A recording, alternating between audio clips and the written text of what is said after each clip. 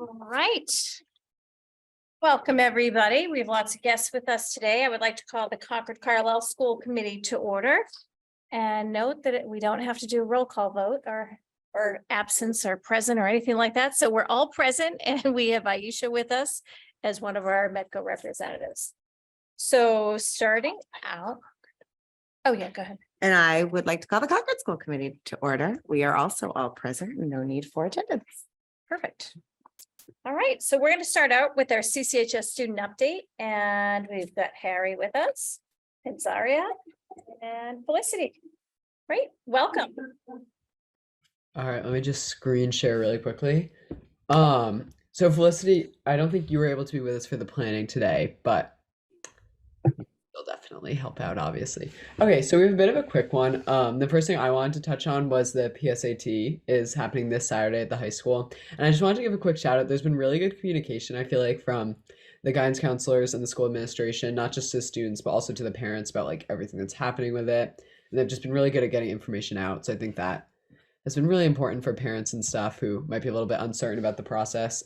And then the other big exciting news from the juniors and seniors is that parking spots are gonna, or well, some parking spots, the leftover ones that we have, are going to be given away in a raffle. And of course, the priority is going to be given to the seniors, but juniors are eligible, which is very exciting. I had heard a lot of good things about that today. A lot of people anxious to buy their raffle tickets. This Wednesday, tomorrow, we're going to have our first early release day, and we're going to have a pickleball tournament from 11:30 to 12:45, which is fun. I know there's a lot of excitement surrounding the early release day because, you know, even me and my friends are planning to do something afterwards, which is always fun. Yeah. And then this Friday, Green Team is having the annual Bike to School Day, which is something I've done in all 2 of the years that I've been in the high school and it's happened. I think it's really great to just like get outside and stuff, and also you get community service for it, which makes it appealing to a lot of people. And then Felicity, you could probably talk much more about this than Zaria and I could, but next week I believe the play is starting. Yeah, so the play is going to be October 20th to 22nd. I'm actually in the middle of Tech Week rehearsal right now, which is why I'm like kind of out of breath because I just ran into a hallway from the auditorium. Yeah, so we're all really excited for the play. And yeah, we hope that you all can come join us. It's the 20th to the 22nd at 7 p.m. And you're gonna see a lot of lawn signs going up soon. Yeah, and then also this past week, Student Senate approved a new club at the high school. It's the CCHS chapter of the Key Club, which is a national organization. They're focused primarily on like charity work and philanthropy, and they're also going to be hosting a number of different like opportunities for kids to get community service hours. So that should be exciting. It's been hugely successful already. I believe they have something like 60, 70 members, which is a lot for a new club at the high school. And then, oh, sorry, you can go.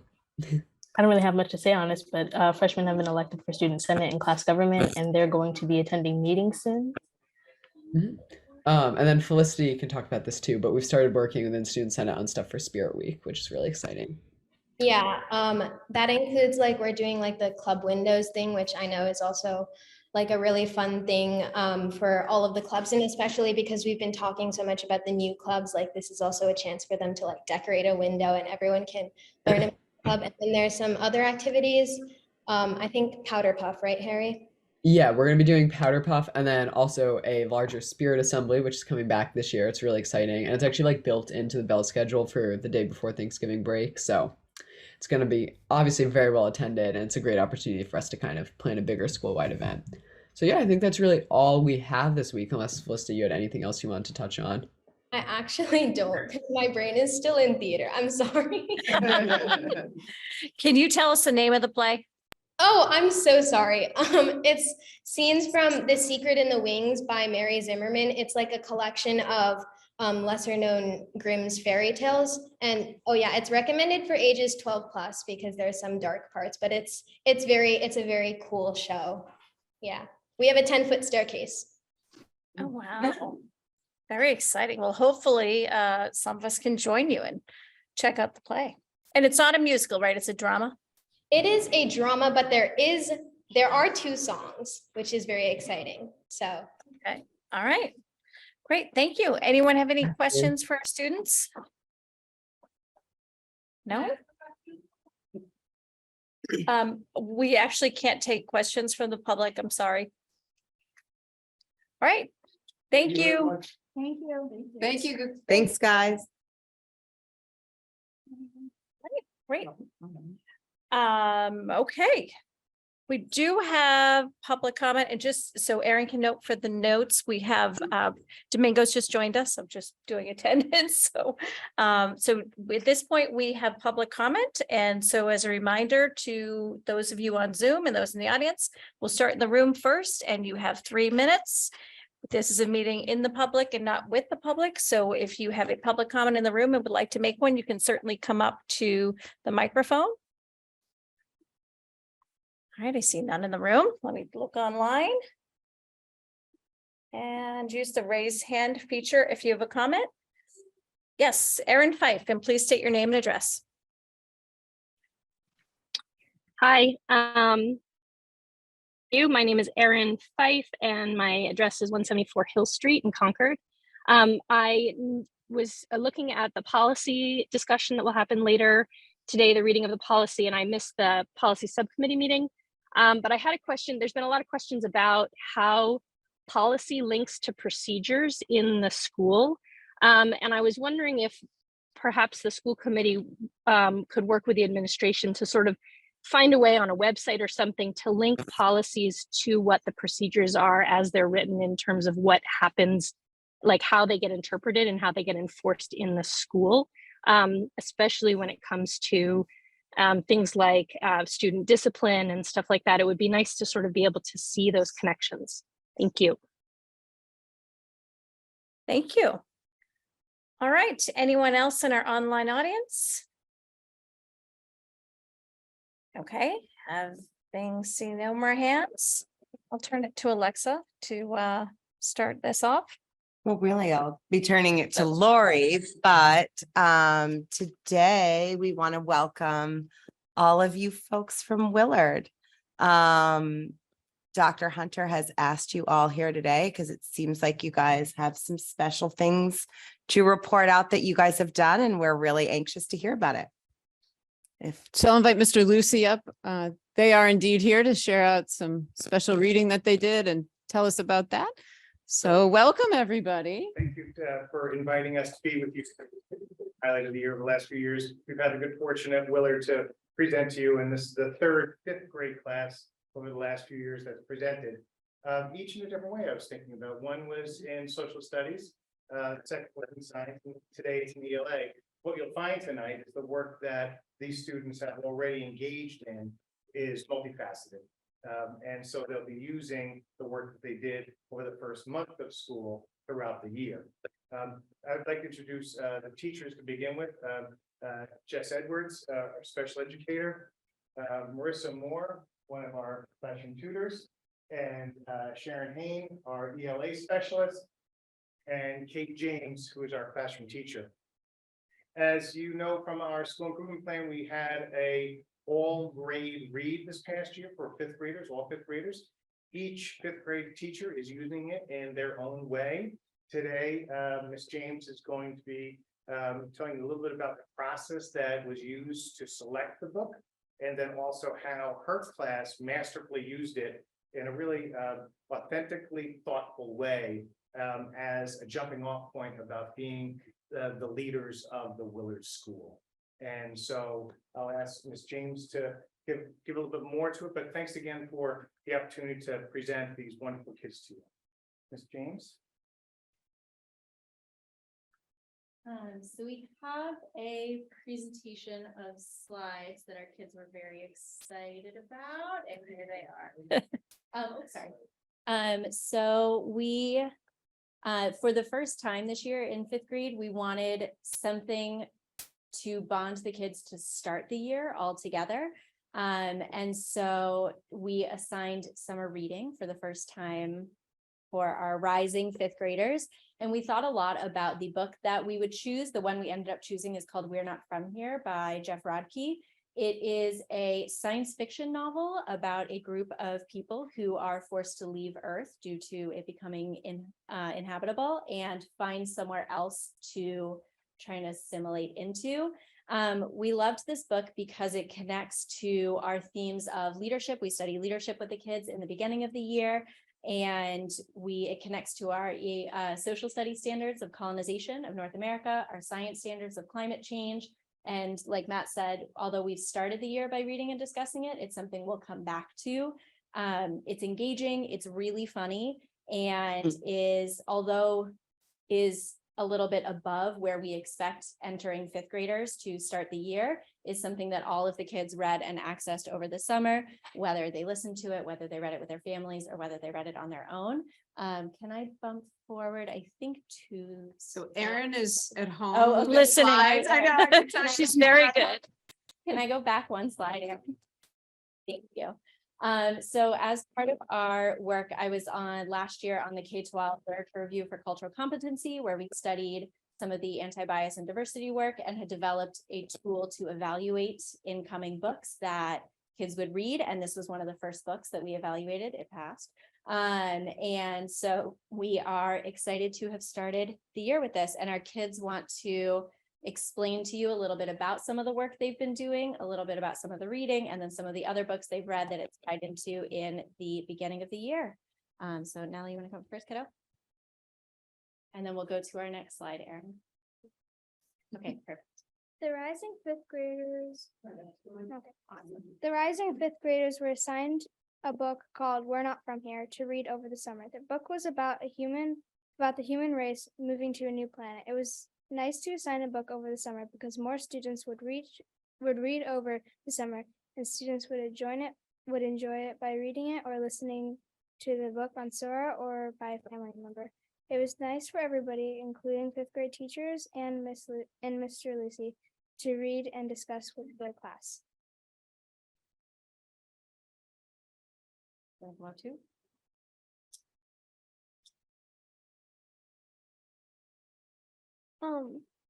Over the course of the school year so far, we have read the following books: Westlandia Night Flight about Amelia Earhart, and the book Nelson Mandela.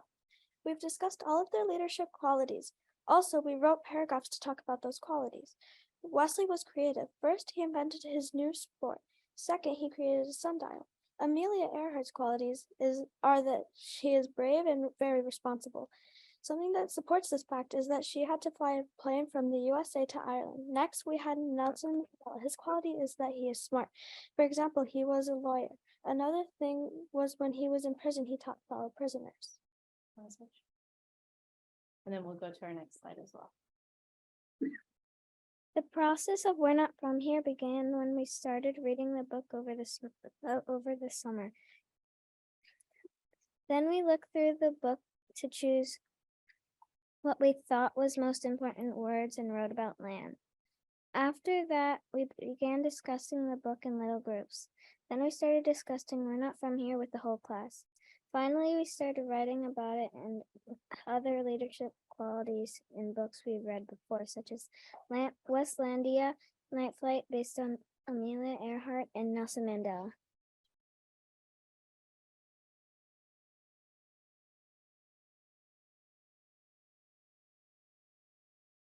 We decided that Lane was non-binary because the author never said that they were a girl or a boy. So based on their actions in some parts of the story, they acted like a brother and sister relationship with Dila. We all think that Lane's gender didn't really matter because they could be a boy or a girl in some parts of the story.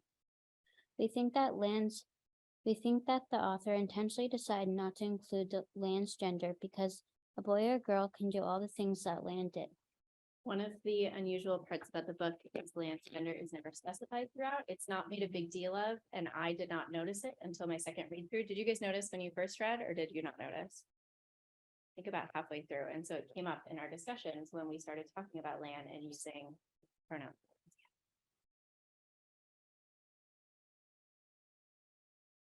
And "We're Not From Here," the media was showing clips of war, and that influenced the community that Lan and their family were violent. The media was trying to fool the community into thinking that Lan and their family were killers by only showing videos and pictures of violence and horror films. But some of the characters did not believe them. Lan tried to make a better impression of their family by making the Surrey kids laugh with work. A news reporter said that they tried to kick a very kid, and even though that didn't happen, everyone agreed that the media was right. The media had a lot of influence over the community and the way they thought. Eventually, the media learned to show the right thing. The media can be joyful and dangerous, even to kids on Earth.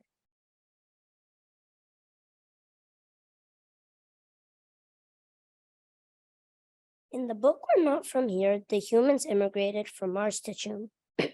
In the story, the humans are the aliens. There are only 4 types of aliens on the planet at the time. They are traveling in biosuspension to Chum for 20 years.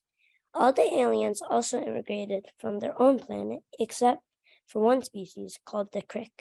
The Cchs were always there. Second came the Aurora, and lastly the Zuri came. But the Zuri were the government because they had the biggest population on the whole planet.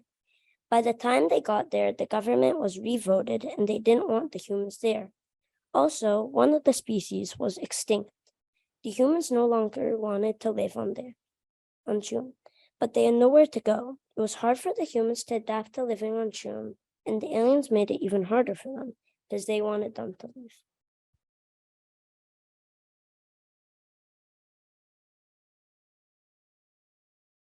We are writing about leadership qualities from We're Not From Here, Nelson Mandela, Night Flight, and Westlandia. We are deciding which one of these leader qualities we want in ourselves.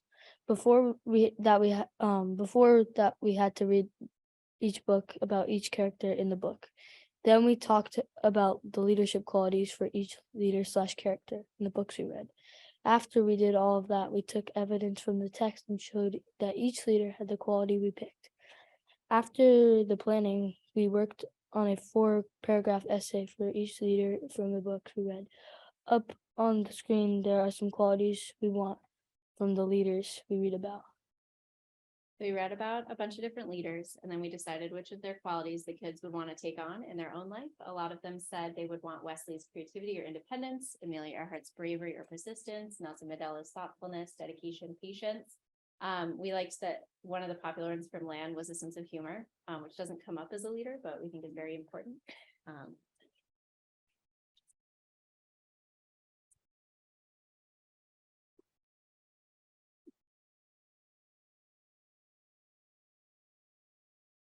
So we addressed a lot of the ELA standards in all the work we've been doing. I'm just going to touch on a couple.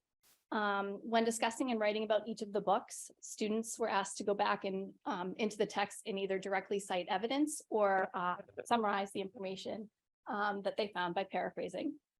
In our discussions about character traits, students made comparisons about their leadership qualities, identifying similarities, while also commenting on differences across the characters and how each of these qualities could be a good leadership quality. Fifth graders have been working to independently read and comprehend a variety of genres during this process. Over the summer, the We're Not From Here book was an example of a literary text that's somewhat above grade level. And then in school, we read Night Flight and Nelson Mandela, which were both narrative nonfiction, and then Westlandia is fictional literature. In writing, students were asked to identify one trait that they believe make each character a good leader. Students supported their points of view with information from the texts, including direct quotes, as well as personal reasons for choosing those qualities. Our class participated in several discussions about each book, sharing and discussing opinions and questions. For We're Not From Here, we started with small group and then we gathered as a whole group. And for the other books, we sort of did the opposite and we started as a whole group and then broke off into small groups to talk about different things and answer questions. Students were expected to come to the groups prepared, having read the text and reread the text and listened to the text. Sometimes we had them write ideas and words on sticky notes and come to the big group with those ideas to share out. And then lastly, our presentation today incorporates multimedia components and a visual display representing the incredible work that our fifth graders have done so far. This is a brand new project. Like we said, it's not something we've done before, and we were planning it sort of in a vacuum, having not met our rising fifth graders yet. And as thoughtfully as it was planned, the level of intelligence and creativity and deep thinking and kindness that they brought to their discussions and to their writing was extraordinary. And the way that they have thought about leadership's qualities and the way they are distracted by seeing themselves on their own large screen is has been a really, really excellent start to the year. We're really excited to continue to touch on the book as we study narrative writing, as we study colonization, as we study climate change. But I think you guys should be really proud of yourselves with the way you start the year and the discussion and the writing that you did.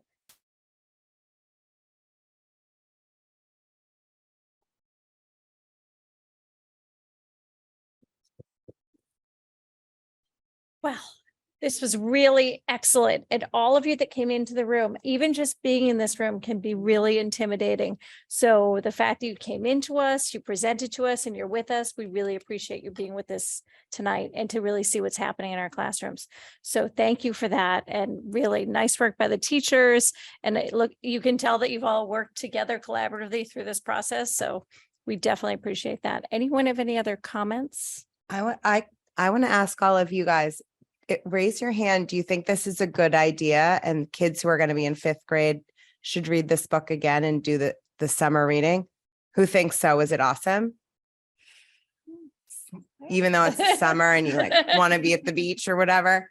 What I like about hearing from you guys, as well as the teachers is, you know, when you're like a parent watching your kid read a book, like a school book, you're like, oh, okay, they picked this book, whatever. And what is so cool is seeing why you pick a book and how thoughtful it is. It's not just like, this is developmentally appropriate, or this book stood the test of time, or whatever. You guys are really thoughtful, and it intersects with so many different areas of the curriculum in ways I never would have like thought about. And I'm just so grateful to hear about that. And I'm so proud of all you guys. It's really brave to be here, and thank you guys for coming. Anyone else? Great work. Thank you so much for sharing it with us. I've learned that you're all readers. I don't need a show of hands, but I think several. You need a mic. Oh, yeah. Sorry, you go for it. I know you're all readers. My question is, how many of you are writers? Because I think we'll all be looking forward to some of the material you write in 5th grade and in the future. Thanks for being here tonight. Guys Dr. are Hunter, awesome. Are you good? Well, I'm going to come see you in your classroom and visit you with the rest of your classmates. I am curious to hear more, but you did a great job here tonight, and we're really, really glad you came, because they heard all this talk last spring about how we pick books, and you've just brought it to life. And we're just so excited you were able to come out at night and dark and make our meeting more fun. Exactly. Thank you.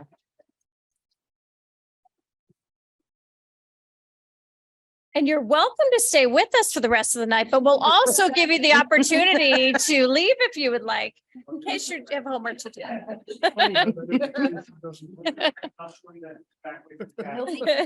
Thank you, guys. Thank you. Really good. Thank you, Mr. Lucy.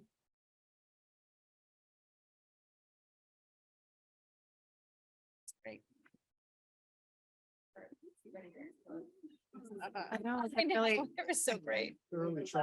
Seriously. It took a lot of courage. Yes, I like the way they were partnered up, the ones that needed a little more. Yeah. Teamwork. We do what we do. I know. And they're on TV, And they're on right? TV. So you don't even know that. They might not even know they can see themselves on TV. Oh, that's so great. Okay.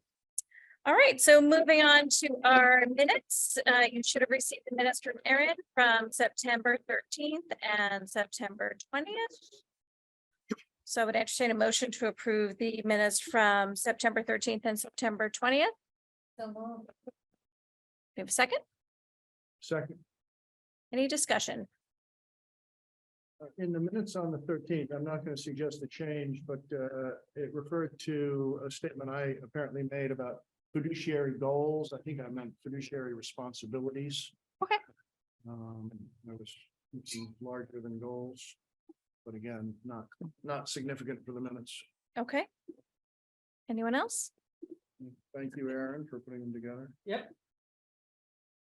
All right, and we can just take a vote on those. It seems odd to be voting because we're all in person. I'm ready to roll call and now we don't No, roll we don't call have to roll anymore. call. So all in favor? Aye. Aye. Opposed? All right, we're good. And on to correspondence. I know. Cleared out pretty Really fast. cleared out. On to correspondence. Alexa, you can start with At yours. Concord, we had a single email about MCAS scores and some questions around those, and it was more focused at the middle school level than anywhere else. So I took that one on and corresponded with our constituent. I think they also sent that to the region as well, right? They did. Yes, we received both at the region as well, but Alexa responded on behalf of both of us because it was the middle school. And at the region, we had 2 correspondents about the signage at CCHS. And so that you'll see that on our agenda for the October 25th meeting. All right, so moving on to our discussion. First up is the school committee superintendent relations. And in last week's adoption of our agreed upon practices and protocols by the joint school committee marked the conclusion of the work that's been done to improve the way the school committee members and the superintendent will work together. We hope that the work we have done with Rob Evans and the MASC has provided us with the tools necessary to ensure a successful school year for the superintendent and for the school committee. And now we can move on to the school committee goals. All right, guys, pulling up our document that everyone received today. So I tried in my email to sort of summarize how we got to this final summative document. So we started on August 23rd and we had our goal workshop where we kind of came out with some overall themes and got like these rough outlines of what we wanted for our 4 goals. Then we moved on to our September meetings, where we tackled the goals in 2 sections. Our professional practice goals, which are goals number 1 and 2. We've had good discussion on those and sort of what I would consider like a soft agreement, but not quite a formal vote on those 2. And then last week, we worked on what I'm calling our sort of student-centric goals that are focused around student success and diversity, equity, inclusion, and belonging. And what we really had to flush out last week were sort of what our action items were going to be. You know, what are we going to own in this work? And the big sort of TBD between last week and this week was, you know, we decided we were going to seek some presentations from the different administrators who really manage and lead on this work. And, you know, and we know we discussed we wanted some things that were tangible, measurable. So Lori reached out to Andrew and Kristen, who Kristen kind of is leading the charge on what I would think is goal number 3. Andrew kind of leads the charge as our DEIB director on goal number 4. And they were able to come back with some things based on our discussion. They got all my notes. And recommend some presentations that sort of meet our criteria with respect to both the themes and the fact that these are measurable things we can talk about. So those were the only real changes. And I said in my email, they offered a lot, and I'm not sure we're going to be able to get to like everything they're offering. So what I'm thinking is, you know, I wanted to err on the side of putting more in so that, you know, if we didn't get to it, I think that's okay. And we can work on prioritizing what we want to hear about as the year goes on. Anyone have any comments, thoughts? On the process of the goal. On everything, because you know, our objective is to vote on them this evening. So this would be the time to sort of chime in on things that, well, anything really.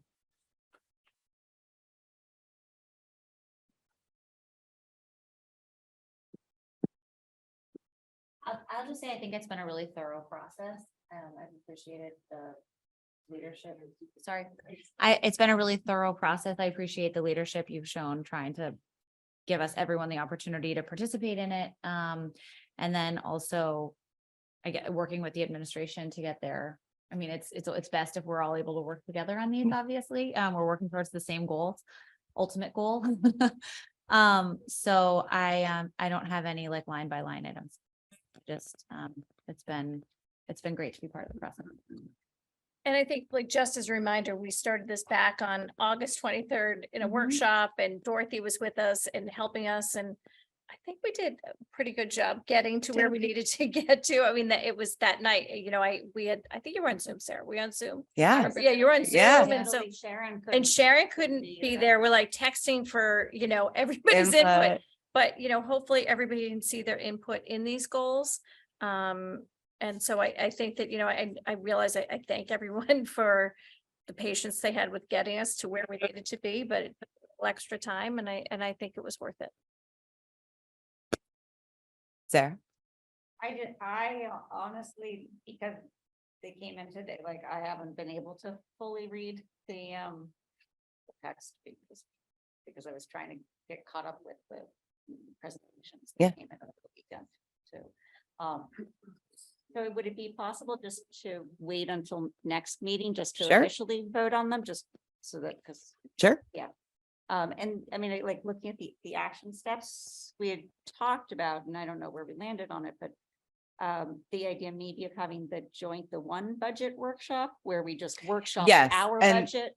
Totally, which we left it separate because they're kind of separate things, but we can do them on one night, basically.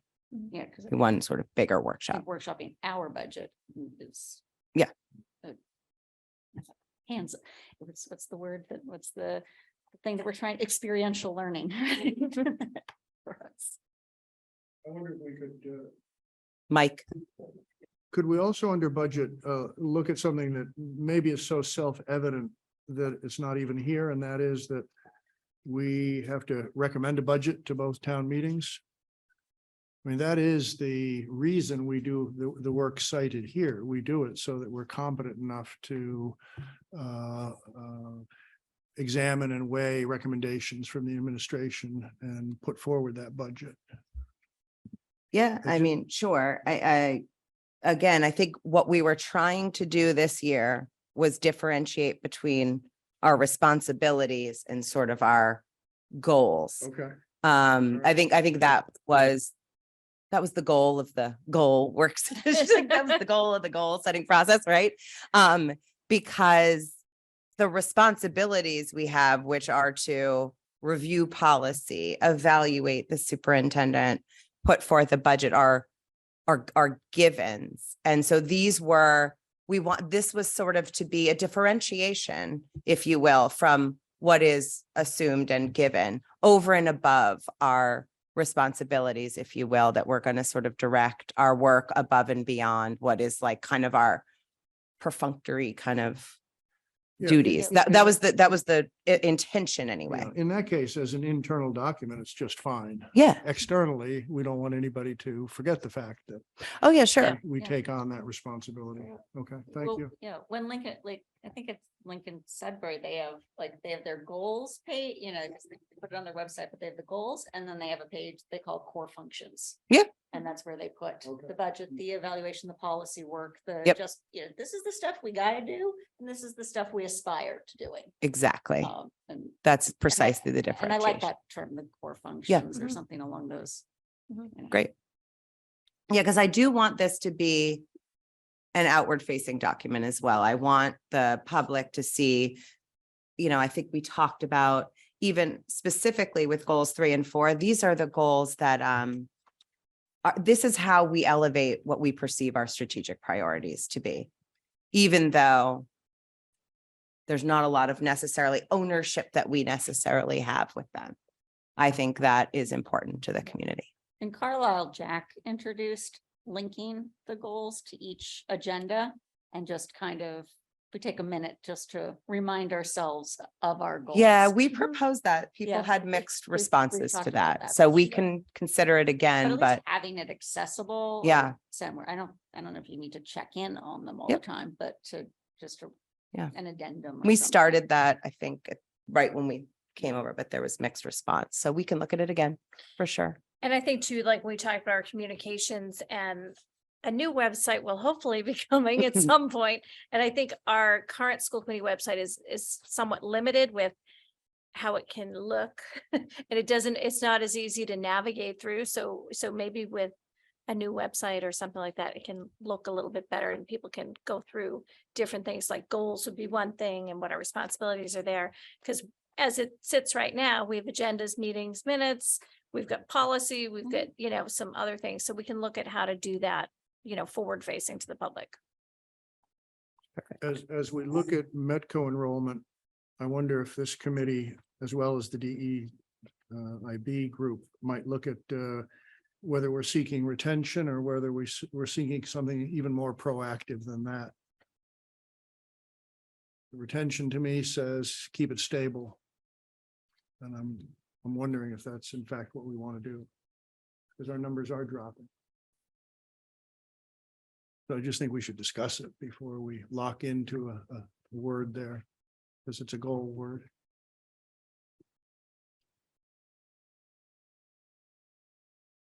So how would you? Well, again, I'm like, how would you? Yeah, like I get it, but I'm not. You gotta give me something. Well, what I'm giving you is, I think this committee should discuss it. What do we really want vis-a-vis Metco? Do we want retention, i.e. hold things where they are, or do we want build? Do we want restore? What do we want? I simply think it's worth discussing, because it declares our intent. It's not a promise, it's a try. A goal is a try. So I don't know what my colleagues think. Yeah. Sorry, I agree. I think what wording we use, but I agree. Yeah. Any suggestions on what we might write instead? Well, I don't want to get into it in depth right now. I don't think we're ready, but I will say we're up against forces external as well as internal. It's a complex kind of thing. I would hope that at least we can hold the line with our current population. That'd be my personal desire, and look to ways to make participation even more robust if it's possible. How about Metco enrollment and retention?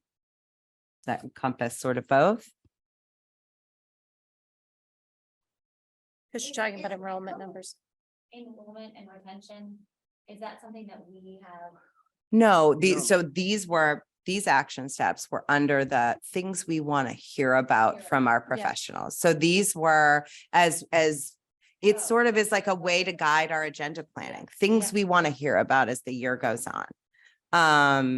That is, we of course we don't have ability to affect outcomes here, but we might want to know about what are the initiatives that we're doing and are they successful? I think that's what our purview is. Yeah, and in the context of, as mentioned, the external forces, right? Of what are the pushes and pulls that are also impacting. Great. Right. All right. Because Metco has, it's dealing with a lot in terms, and they are looking at making some changes, and They've made significant changes. I think you need a whole presentation on backdrop of context and policy change on their end, and DESI's involvement and our efforts, and we'd be happy to do that. Great. Give you an update on where we are. We're in an ecosystem, right? Yeah. And so we have to figure out where is our strength in this ecosystem. Yeah. And we have been working on trying to schedule our Boston meeting at Metco Inc. So that meeting would be a good time to really go over, some of the changes. Yeah, because then we and could ask put that on Millie that to agenda. firsthand talk about the Metco Inc. side of the work and DESI's involvement. So we'll make sure when that's scheduled, we'll get that on that agenda. Yeah. Okay. But I think the retention part of it is more Yep. district. Correct. Oh, here, no. All the mic. So the retention part of it is more district level. Specific, Things that they could do here in Concord to Correct. create a more healthy environment, so kids want to stay here and want to finish Yep. strong. I think that was the initial So intention. the intent of that, yeah. All right. Okay. Great. All right, great. Thanks, guys. Thank you for putting that all together, because Yes. that was a ton of work and we certainly appreciate Alexa putting that together for us. It's like a side project. Right, on to our October 1 enrollments. Dr. Hunter. So I wanted to just outline the point of this document and what it captures. These are our October 1st enrollments, which in all things important in terms of finance, the state's perspective on us, how we assess the regional agreement. It really is the yearly benchmark. So it drives the formula for the regional agreement based on the numbers of kids in Concord and Carlisle. It's the document, the statistics the state and federal government use to fund any grants, whether it be Title I or any of the others that are data driven in terms of student enrollment. So it's a really, really important set of numbers. So I just thought I'd share a few highlights of it, and we can certainly take any questions. Starting with the high school, we're at 1,309 overall, 941 Concord students, 293 Carlisle students. So that's the split. Now that doesn't equal 1,309. I'll get to that in a minute. That's the split that's going to drive the regional agreement. So it's, and I'm rounding, 76% Concord, 24 almost percent Carlisle, which is what we anticipated off of this August 29th numbers. So no surprises there. We also break out Metco population. So you can see that 49 students at the high school right now. We break out also staff enrollments, because as you live and see, they are allowed to bring students, their students and children to the schools. And then finally, we look at any other options. And so to get to the 1,309, there's also 4 students that aren't counted here because we don't report them to DESE. 2 of them came in through the special ed tuition that you approved that process into the high school program. And 2 of them are foreign exchange students, which you also approved last spring, which is why the 1,309 piecemeals together and then comes up 4 short. At the middle school, where you can see we've finally reached the enrollment drop. I mentioned this to you a couple of months ago. So 651. And that's the relief we've been waiting for starting to happen. And that's very welcome and planned accordingly. And then elementary, I'll just note that we've started to level off, which was the goal. So we're at 396 at Alcott, 415 at Thoreau, and 429 at Willard. We always are watching those so that there's balance, and when needed, we make shifts. And we did shift a little bit so that the children of staff who were just beginning to start with us are now going back to Alcott, where they'd been coming to Willard. So we always try to be sure we're watching and not get too discrepant among the elementary schools.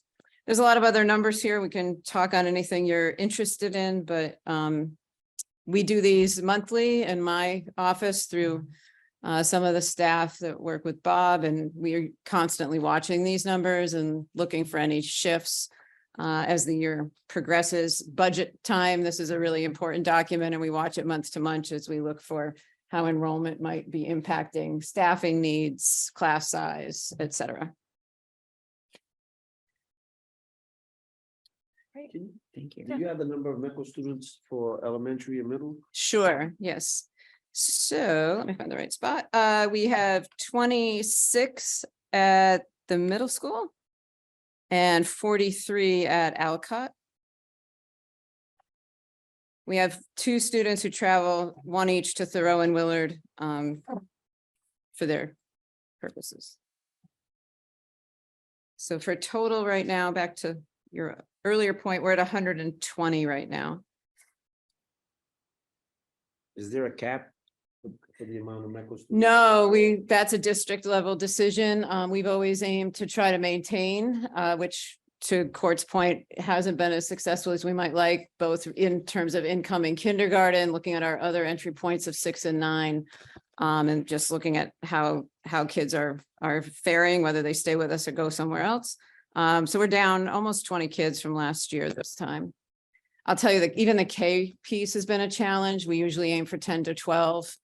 We weren't even able to fill all of that. And that's some of the pipeline of Metco's recruiting. And we can talk more on what that's changed and what that looks like. But there's a lot of talk at Metco Inc. on how to bring kids in to the systems and really keep working at it. So that'd be a great conversation to have down the road in a really thorough way, both recruiting, retention, like all of it, because there's a lot of layers. Because we even talked last year a little bit about, can parents choose which district their kids go to? And the answer is no, correct? Like, if And there's you- morphing of that. It's, yeah. It feels like it's changing a It little bit. is actually, we got right? notice earlier, they're gonna start to shift more towards that, but not the way they used to, where it was pretty cleanly a parent's Mhm. decision. Siblings now are allowed to come. So I'd love Millie to go Yeah, through all of yeah. that and talk on the changes they've been working at. Because that's been a big factor. in what's Yes, been that's been a happening here. part of the factor. The other is just the straight registration process, trying to simplify that. The couple of years ago, they went to an online portal and there's a lot of documentation required right from the beginning. And they were watching a lot of families start the process and not finish it. Big difference. The waiting list doesn't exist anymore the way it did for all those years. And Desi insisted on that. So it's been a lot of moving pieces. Did anything surprise you in the data? No, I watch this really closely, and especially over the summer as changes happen and kids either leave or come in, and try to stay really close so we don't get surprised as school opens. And principals are very much advocating as class sizes start to change and evolve, and helping me stay even closer. Okay. I just have one question. I thought last spring when we were talking about kindergarten enrollment, we were looking at kindergarten enrollment being down, and it looks like it was, I mean, A lot of it the filled same, in, right? So we're definitely in a place where the census shows us one thing with the kids who were born in the right time frame, and then there's this other piece that's hard to capture as families come in or houses turn over, and we wish we had that crystal ball. So Yeah. yes, the enrollments are down, but you can also see we've held fairly steady. So they're up. I mean, I thought they were going to be down. yeah, if you Looks like go, 180. yeah, so if you go to the aggregate page here, kindergarten's at 186 instead of 182. Yeah, So yeah. that's up a little bit. Yeah, I mean, that's about the same, but I yeah. thought it was going to be down overall. We did too, which Yeah. is why we took a budgetary hit to add a K class back. So Oh, you added it back. yeah, yeah. And there's some hard decisions to be made. You'll notice I'll highlight this one because it's going to come up, I'm sure, again. There's 21 students per class at the K and Alcott, and boy, Naomi Krako and I talked all summer about the pros and cons, because once we've announced classes and then you're splitting kids up from 3 to 4, and it's nothing super simple in terms of like, oh, let's just add a class, both fiscally, space wise in a building, needs of the kids, the fact we've maybe already released classroom assignments, lots to consider. So we actually erred on the side of leaving that a little bigger and put in a little more support help instead. So Interesting. yeah, yep, lots to weigh. All right. Okay. Thank you. Thank you. And now we'll go to Bob with his finance and operations updates, and you should have received the memo in your packet. So I'll turn it over to you. So I'll try to make this as interesting as the student's presentation. Good luck. Oh, you know what? Turn the microphone, sorry. So it's a high bar. So I have a few items to report on. We have final numbers for both Concord Public Schools and the Concord Carlisle Regional School District. I do want to just comment that we felt like it was important to kind of delay the close to resolve some issues to make sure we had as much funding as possible, and CPS carried forward into FY23. So the timing of this presentation is later than I would normally want it to be. But thanks for your patience.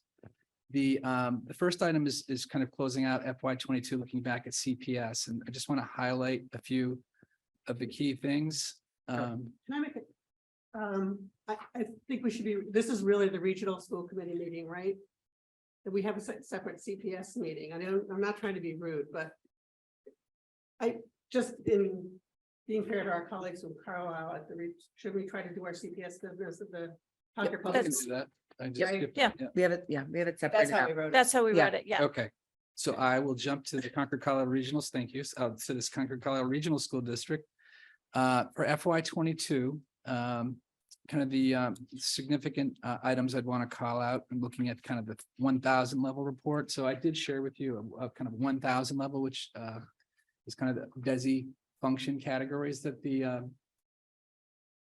and you can see them on the screen there. The 100 level, we don't need to display that, is kind of a lower level of detail. And these are aligned with the DESI function codes. So some of the significant items I want to kind of highlight are the insurance costs and retirement costs were less than budgeted. 178,000 for insurance costs. And we were able to use that to offset some expenses in other areas. We had increased electricity usage from leaving the dampers open for COVID mitigation. That was close to $100,000. We also in the maintenance category had some unanticipated HVAC repairs. Overall, we spent down the budget and left an uncommitted balance of 2,876 in spending.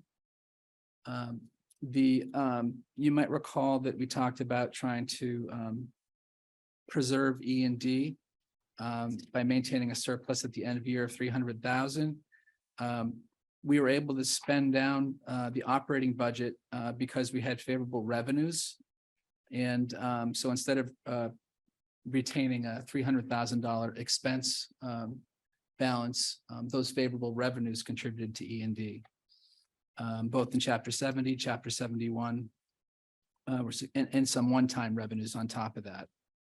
So we're able to maintain our E&D at a healthy balance. And as a reminder, we have a cap of 5% of our budget that we're able to retain for E&D, which for the new members on the committee, E&D is kind of the regional district equivalent of free cash, kind of our retained balances that we carry forward. Other funds in the region I've summarized. So there's CPS you can skip over. The Concord Carlisle balances. We have healthy balances in the food service revolving fund. 239,000 carried over to this year. Athletic revolving 344 rounded. And the parking revolving zeroed out. And the E&G projection is an increase to 1,760,000. So I'd say we have some healthy balances that we're carrying forward to next year. Certainly the free lunch programs have helped our food service program, helped our participation, and we're glad that's carried forward to this year. I do think, the revolving fund balances, as I mentioned here, are important to maintain some type of reserve level as a protection, in part against inflationary pressures, and also as a kind of a reserve to meet unanticipated needs that can happen. And so I just wanted to highlight that. The other item, it's not necessarily a revolving fund, it's kind of a quasi revolving fund, is circuit breaker for special ed. We were able to carry over the maximum allowable balance of 847,380, which is current year revenue we get for circuit breaker. Circuit breaker that we receive in FY22 relates to our claims from 21, and you're allowed to carry it over to the following year. So this serves as kind of a stabilization for special education. If we had some unexpected costs this year, we can draw from current year circuit breaker to offset it.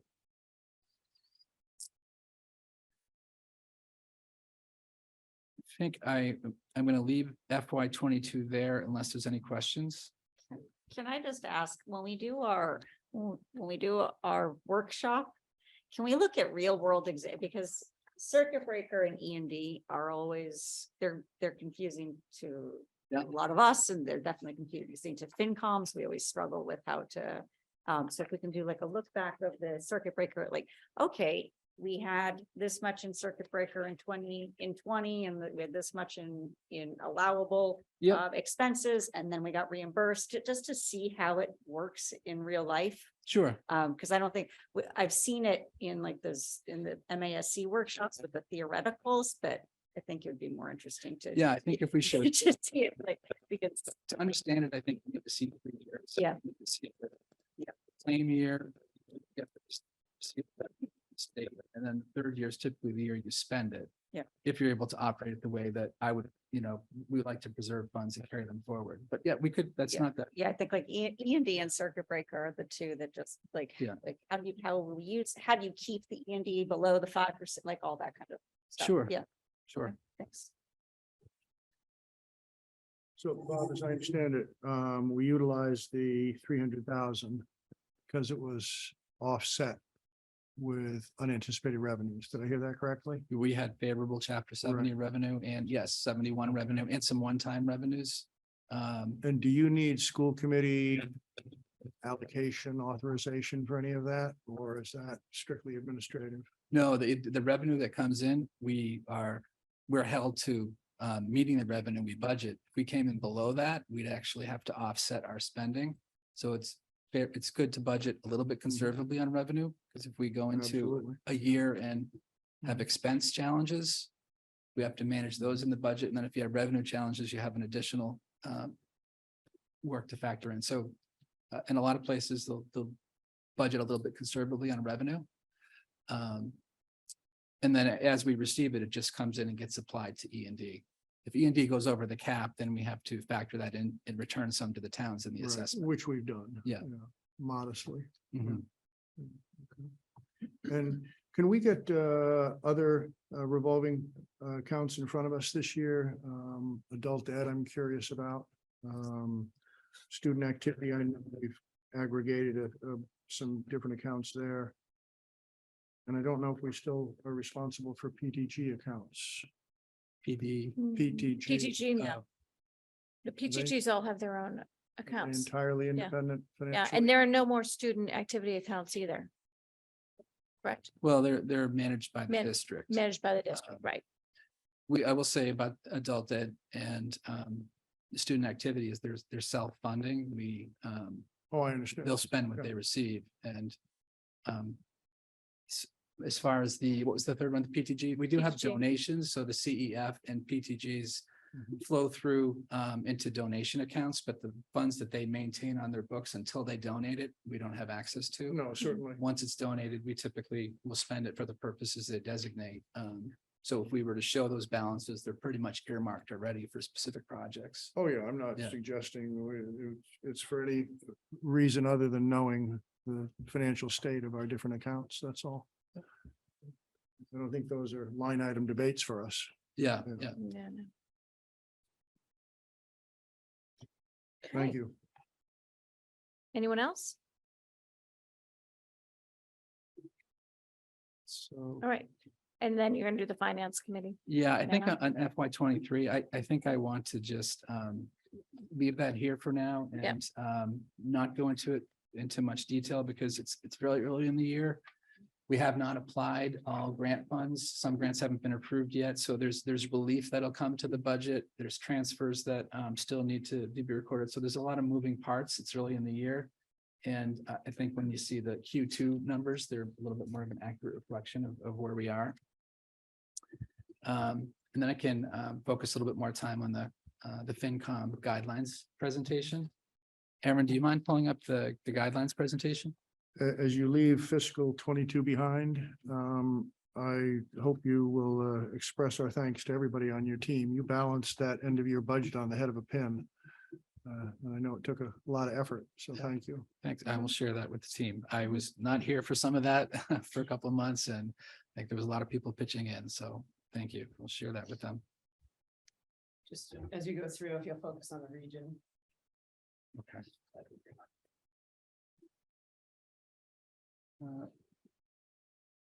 So our key strategic planning initiatives, these are in our plan. I don't know if you want to kind of. run Yeah, through these should look really familiar to you and Bob asked me to provide them. They are our strategic plan objectives, so. It made sense to stay consistent and remind the finance committee of the goals that we are currently operating with. So, Aaron, you can skip through those and go to the regional numbers. One more. There you go. It's back one, Aaron.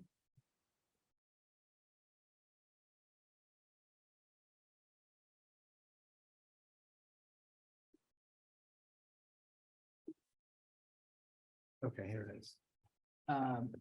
So this 5-year projection, this is a view. We did meet with the FinCom and factored in their feedback. One of the things that Parashar, who we spoke with, wanted to see was a top level view of our district's expenditures and where our funding would come from to offset it. And so The expenditures we projected here, we focused on everything, not just the general fund. And then the funding sources identify how we pay for those expenditures. So looking at the top level, as you look at the 5 years, we're projecting a 3.4% increase and 3.3 the next 2 years. The next slides will show a little bit more detail about how the expenditures drive that. The one thing I did want to point out here is that in FY24, you'll see a significant increase in circuit breaker as a funding source. So when we look at our out-of-district tuitions, you're going to see a spike in our forecast on the next slide. In order to offset that partially, we're drawing down some of our current year circuit breaker revenue. So we're not using just the prior year. We're using some of the funds we receive in FY24. And you'll see why on the next slide. Before we jump to the next slide, I've also forecasted the revenue we receive in general fund to arrive at assessments for the towns. So the expenditure budgets increased by those percentages of 3.4, 3.3, 2, 2.5, 2.5. Part of the reason for the 2 and 26 is that's the year we factor in some middle school consolidation. And again, what's mostly driving the increase in FY24 is special education increases. So why don't we jump to the next slide?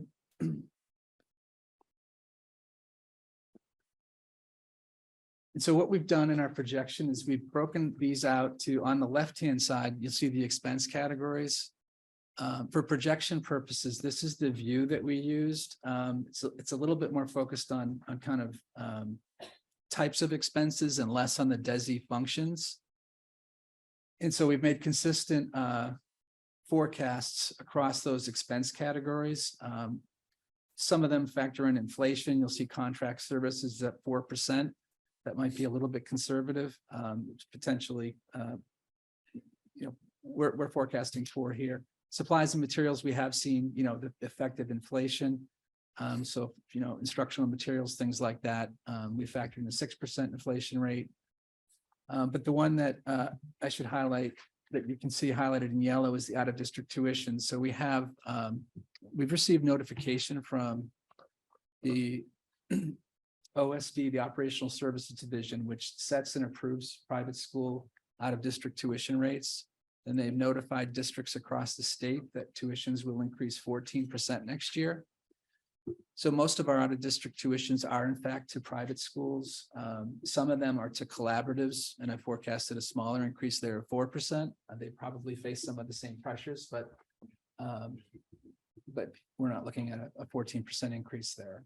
Do they set the collaborative tuition rates? They don't set They do those. not. No. They Okay. do The not. collaborative sets at the boards of each Yeah. collaborative sets that. Okay. Collaboratives are Tuition increases and not student participation, sorry.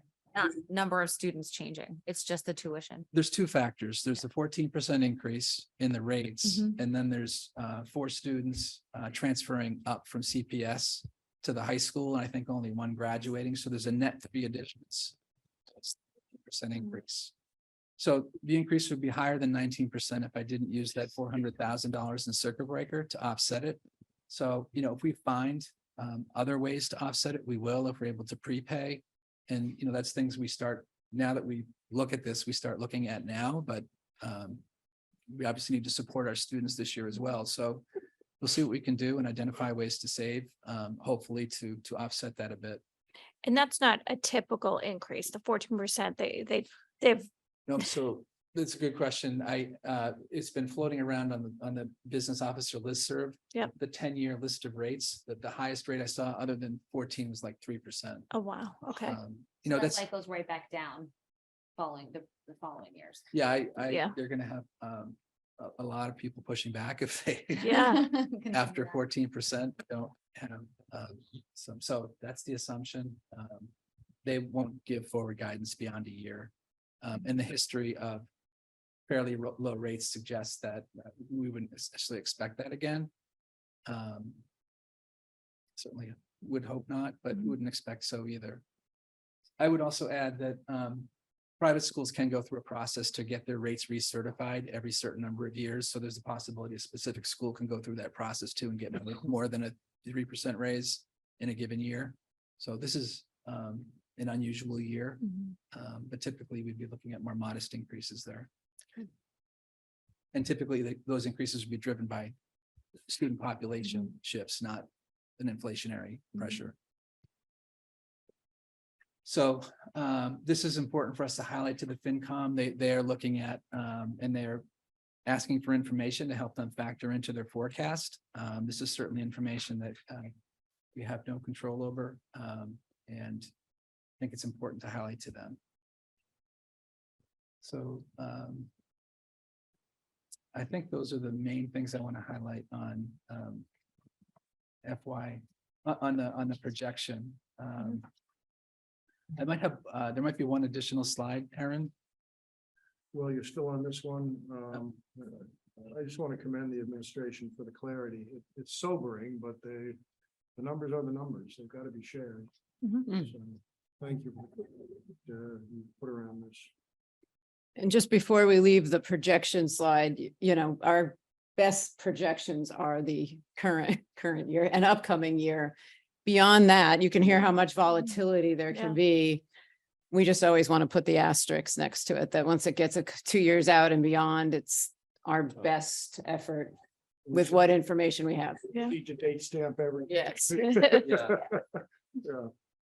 But just have one other comment too, the timing of this report being available, that 14% memo came out very recently. So we thought it was very important to factor that into the projections, which took a little bit of work to get back into the detailed data and filter into this. So that was part of the reason why the information was, most of the reason why the information was available Monday.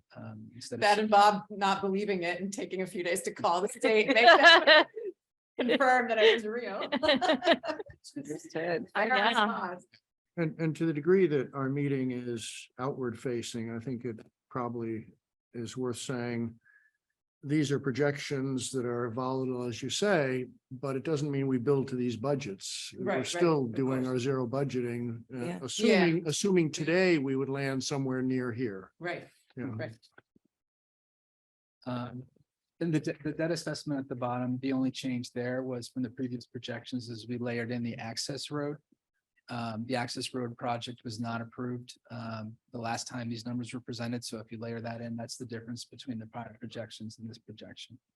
And that was 800. Yeah. 850. Yeah, and there's a piece of that's coming out of the stabilization, but that sounds about right. That the 800's after the stabilization. Yeah. So go to the next slide, please, Erin. So the Concord share comes right from the October 1 number, and the Carlisle share there in FY24. It's based on the October 1 enrollments of 2022. And so when you look at the increase, the operational increase on the previous slide was 3.4%. It turns out that that's 1.9% to Concord, 8.7% to Carlisle. This is information, I think Carlisle, from our conversations with them, is aware that there's a shift in enrollment and that's coming. This kind of gives them more specificity to the impact of what that shift is doing. After FY25, I factored in some enrollment shift. I stopped, I think for 26, 27, 28, there's too many variables. You could have more students enrolling or less students enrolling in private schools. There's a fair number of Concord students who attend some of the private schools in the area. So I didn't think it made sense to shift those numbers from 26 forward. So those are kind of a view of what the assessments look like. FY24, just to make sure I understand, FY24. That's based on October 1st. So October those are 1st, the numbers for next year. 2022, right? FY23 numbers are used for FY24. Yeah. Okay. Calendar FY22, FY23, budget FY24. The worst. Yeah. I don't know if this is for our colleagues from Carlisle or from the for the administration. This 8.7, does this generate any new conversations about rolling averages on the part of your FinCom? Not gonna speak on behalf of. Haven't heard of it FinCom, yet? But I Okay. think, we've had, I think, a year or two in Carlisle to be aware of this coming. We've always known that this ninth grade coming, the ninth graders, the Carlisle ninth graders who came in was a bubble class.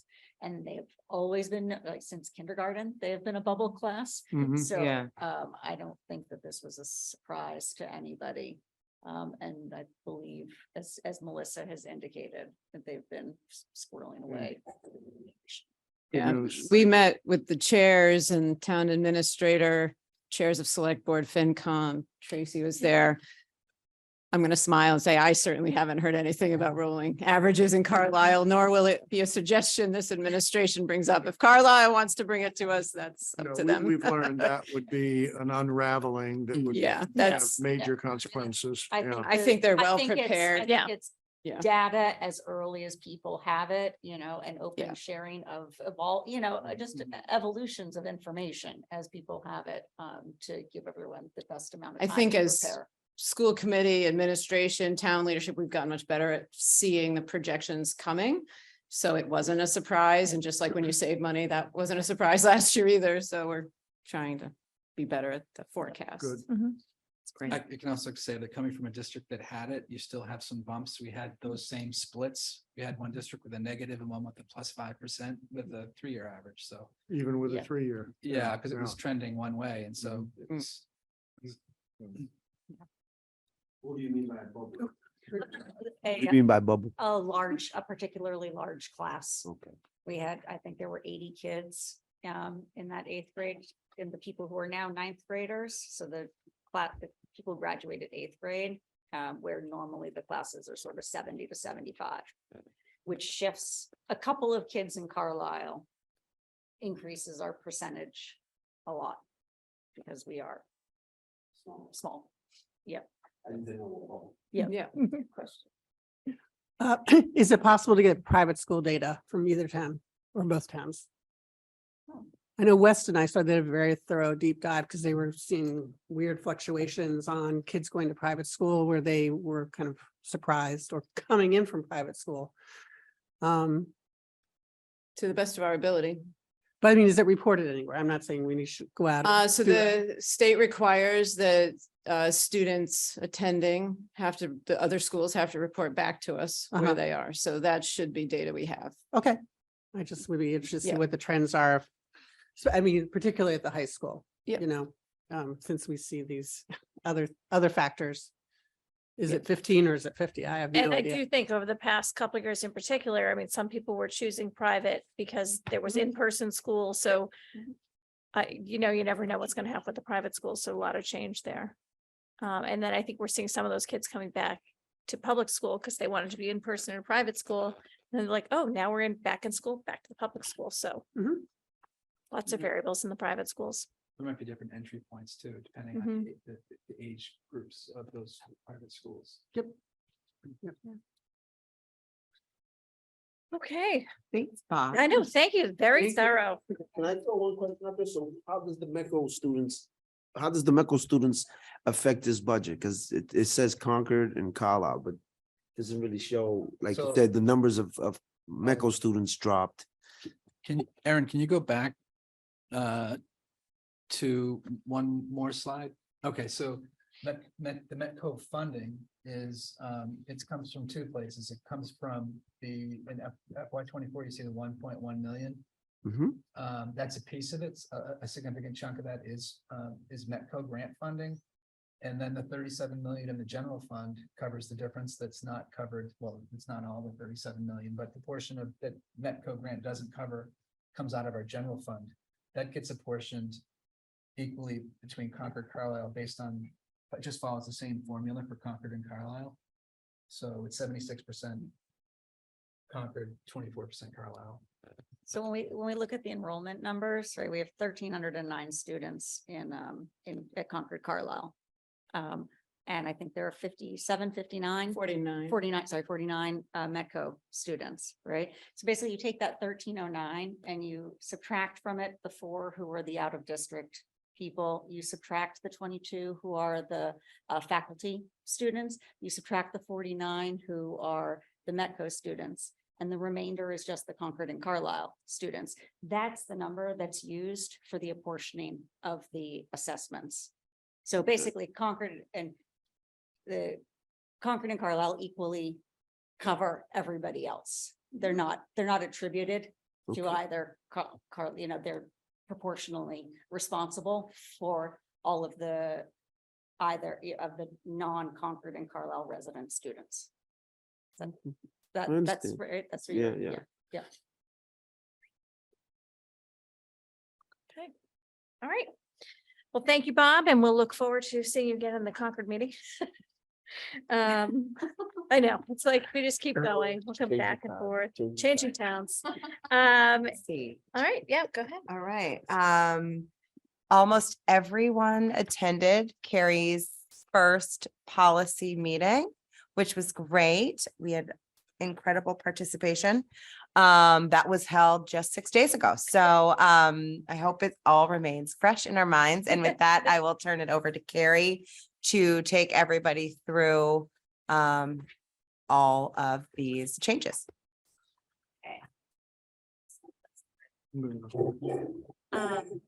Okay, so thank you to everybody for coming to the first policy committee of the whole. And especially thank you to Dorothy Presser, who is our MASC representative, and Dr. Hunter for offering, both of whom offered really good insights. So we spent the first meeting talking about Massachusetts Association of School Committee policy updates. We looked at some of their periodically the MASC releases policy updates around to the state they release policy updates to school committees across the state, making recommendations of policies that committees should consider adopting or changing. And typically they are updates to existing policies or new policies based on changes to Massachusetts law.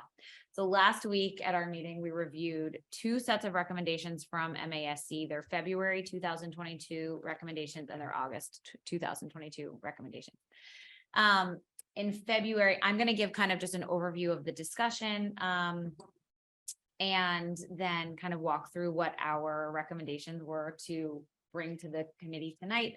And then for a first reading. And then from there, I think if there's any discussion, that's great. And if not, we will bring it to our next meeting for a vote. Is that correct process? That's the process. Okay, great. Got it.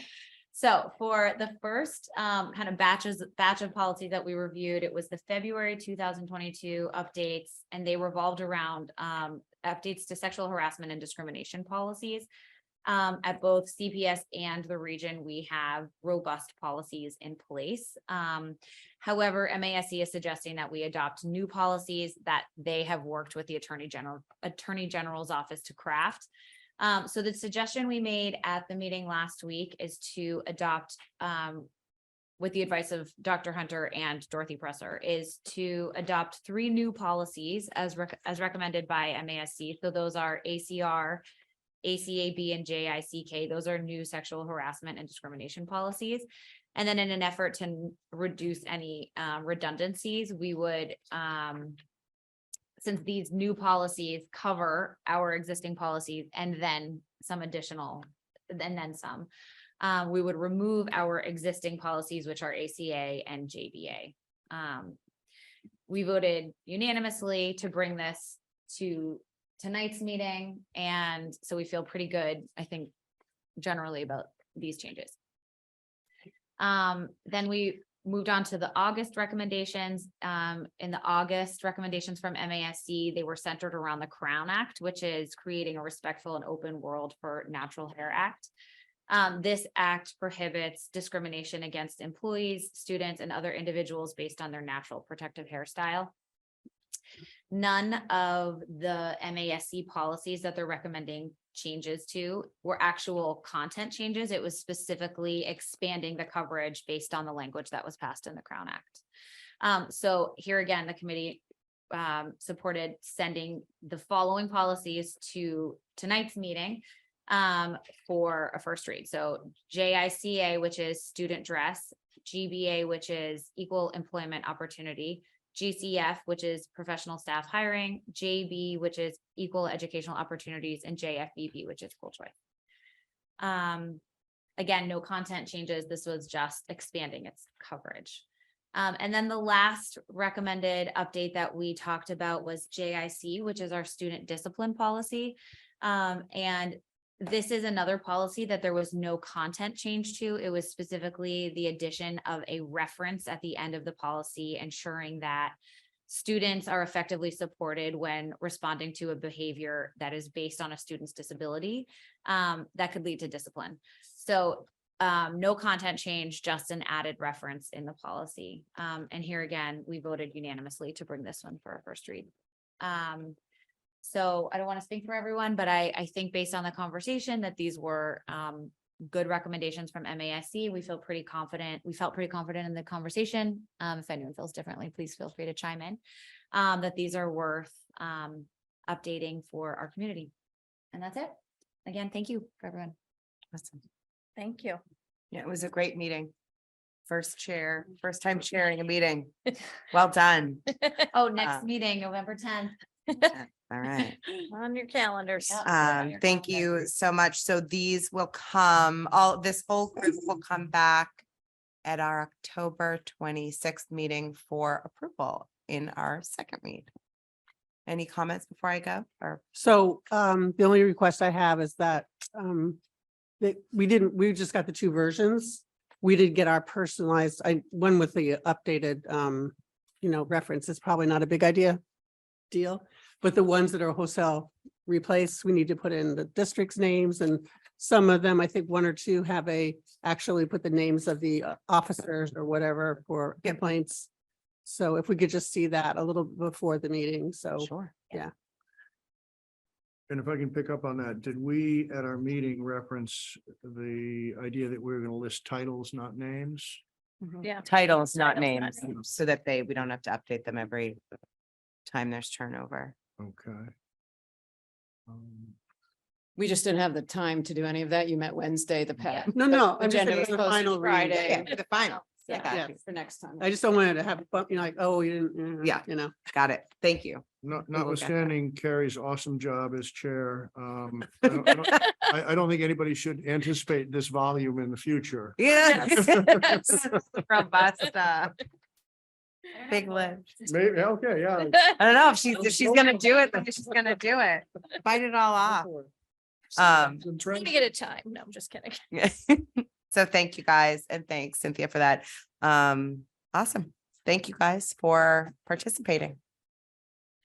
All right, so MASC, the MASC conference is coming up, and this is what happens every year. You all receive the resolutions in your packet, and they look a little something like this in very small writing. For those of us that need glasses, that would be me. And so we didn't actually go back, and last year we didn't really discuss all of the resolutions at our first meeting. So this is just, resolutions are here. We do need to take a vote on sending a delegate and an alternate. That is the requirement from MASC, is an actual vote. And there's a form attached to our packet that I'll have to send in before, I think it was October 20th. So we're not going to discuss the resolutions tonight. You have them all. You can read them all. And I think that, we had some discussion last year of whoever the delegate is can go and embark in discussion in the delegate process. And I don't know, did you guys do it on Zoom you did it on Zoom last year, right? This is, Yeah. back in person. It seems like the delegate discussion is on the first day in the later part of the afternoon. Sarah, Tracy, and I are going, so I think we'll be your choices for delegates, whoever wants to do it. But yeah, so just making sure whoever chooses that role is going to be there during that time. I think it starts at 2:40 and 2:30, something like that on Wednesday. And did they have on Zoom, was it a big robust discussion in the assembly? Do you remember? There were some things end up. I was there the prior year, yes. Yeah. Were you Very were in robust. person the prior No, year? no, No, this is- still on Zoom. Okay. COVID. So 2 years. And we had to vote online. Oh, That would be challenging. So I don't know what a regular assembly does, if they just, Has anyone been to the regular assembly in this group? No? No. So we have no idea. what to Exciting. expect. It's very exciting. I think it so will be less, I think they vote with raising hands. just raise hands or So yeah, paper or there's- something. There was some glitches for sure with technology, so. Okay. Hopefully that will be not. the I same. remember hearing a report from the 2019 one, that it was that there's some things go quickly. Mhm. It either goes quickly or it's- it's like town meeting. Yeah. Right? Yeah. And they're the recommendations from the resolutions committee are recommending these for a vote. And I think there are like 20. or Yes. Something the year I went. There's not that many. Yes. So I guess what I would ask all of us, I mean, I don't believe we need to go through all the resolutions. I am completely comfortable with the delegate acting on behalf of all of us. And then, you have them to read if everyone's comfortable with that. If someone's not comfortable with that, certainly let me know. Are we making a recommendation tonight? No. No. Oh, and who? We're Yes, gonna- delegate. We're we're gonna gonna vote on a delegate. So your choices are Sarah, Alexa, or I. And is anyone dying to do it? No, and I'm not positive about my timing because I Okay. just found out that I'm gonna be solo with the kids that week. So Oh, so Okay. I'm not sure that Wednesday is gonna Okay. be, I wouldn't bank on my, Okay, so your choices are Alexa or I, and I might. what? Well, one will have to be the delegate and one will be the alternate. I love being an alternate, but Great. I'll state my. I preference. just, Okay, all right. So we'll figure that out. So I'm happy to do either. Honestly, I'm happy to do either. we have So a vote. we do have a vote in a few minutes, but that's the background there. All right, on to our action item. We're trying to make it fun tonight. Delegate for each committee? No, Oh, it God. only, No. oh gosh, we went through this last year. I can't imagine you don't. Yeah. So I think. Oh, that's why. So there we go. So All we can right. both be the delegates and the alternates. I'm Well, gonna do okay. that. We'll do that. Fine. If everyone's You'll have okay to with. vote on that. in a couple Congratulations. minutes. Thanks. Yeah, so we'll vote on that. in Great a couple honor. Minutes, but we'll have to actually then take one vote in the region and one in the Yeah, you'll need CPS. to- CPS. Okay. So we'll We do will, two separate seek votes. To amend the Thank agenda. you. All right, so on to our action items. So we have our school committee goals. And so we had some discussion about moving that till next meeting Yeah. Thank you. for a vote. I am totally comfortable with that. I'm gonna ask one thing. Can we get to scheduling, like, even though it's not formally approved, like things like school committee coffees and things like that, even though that's not, we don't have anything formally approved. We good with that? There's a couple things I wanna, Yeah. I feel a little don't think antsy we about. Officially voted our Okay. goals. I think we kept our goals in like You draft should just, form all year. are you so- saying you want to go ahead and schedule them? I think I would like to start The figuring process that of out. scheduling. Yeah, I think we should, as a committee, should talk about when those are going to be. sure. Yeah. I mean, Just I bring a think proposal we to the should, Next meeting. I think we can come with a proposed calendar and then sort of chit chat it out. Yep. Proposed locations and all of that. Mhm. Everyone good with that? Yeah. Yeah. I mean, Yeah, I'm not gonna just the blanket overall schedule. Goals, Yeah. I think we've all. All right, just making sure that participated in. no It's one's, just you know. the exact, Yeah. And even for scheduling purposes, we could actually send it before the next meeting if we are really hot on this, because it would be scheduling we can do over email Oh, yeah, that's true. Scheduling, of coffees. I think we should talk about it as a group. Yeah, 'cause great. We Right. can't deliberate about when, where, how. When, where, how, right? Yeah, because I Right. think it's important to do weekends and evenings as well as daytime. Yeah. Oh, yeah. And varied like they were last year, because I think Yes. last year we did some weekends, we did We did mornings, Boston, we did weekends, Boston. Carlisle, Concord, Carlisle went Boston. last, so maybe we start with Carlisle and Boston first and then get to Concord after that. And I think to move to CPS, we should take a close look at the building committees, public meetings. Yeah. To make sure we don't collide. Overlap. any of them. And. And our And, coffees and all that, which are Town meetings and such. scheduled. Yes. All the Okay. fun events. So you'll get a lovely calendar grid that will look pretty, and hopefully we'll get it all set, but we'll discuss our next All right. meeting. So we'll move those. All right, so we have a vote to approve the staff child enrollment. If anyone has that up and could read the motion.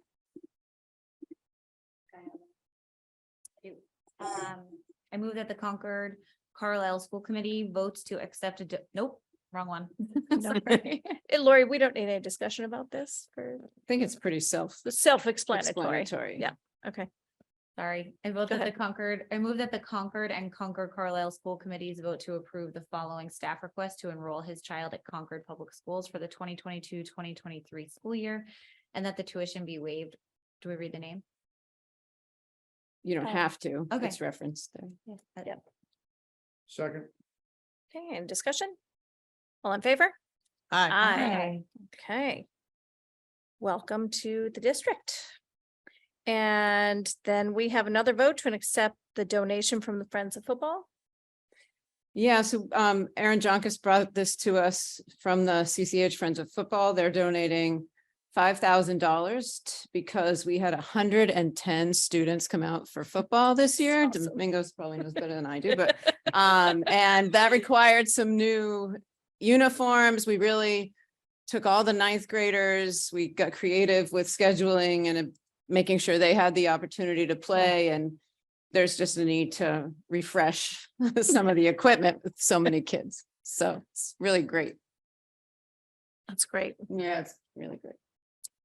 Okay, anyone have that motion in front of them? I sure do. since Oh, I go started- right ahead. Go right, Carrie. Carrie.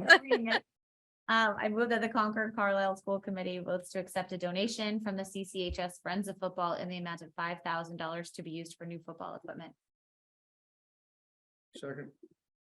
And thank you to Josh Reed for building an excellent football Yeah. program with lots of kids interested. So it's great to see that. And thank you to, oh, there is a home game. Yes, we have 2 more home games left this week and next week. Yes, and then I believe there's an away Yeah. game and then there's Thanksgiving, right? Am I right? Okay. And it's really fun. I encourage all of you to go. It's a beautiful night out on our campus. You can hang out with Domingos and I. But yeah, it's Friday. Okay. Yeah. All right. All in favor? Aye. Aye. All right. And on to our nomination of delegates. And I'm apparently going to be the delegate for the region and Alexa will be the alternate. So if anyone would like, okay. Do you have a second? Anyone want to second Second. this dream team? Second. Discussion, if anyone wants to jump in, feel free. No. Vote before you- Okay, let's vote. So all in favor? Aye. Aye. All right, we're All going. right. Thank you. And I would like to adjourn the Concord Carlisle School Committee. Thank you. Thank you, Sarah and Sharon. Much We'll see you tomorrow. We'll see you tomorrow. 8:00, you guys. Nicely done. right. Have a good night. All right, so we are, See you tomorrow. Yes. yeah, right, exactly. You're not gone for long. All right, so CMS, we are, or no, I'm reading ahead.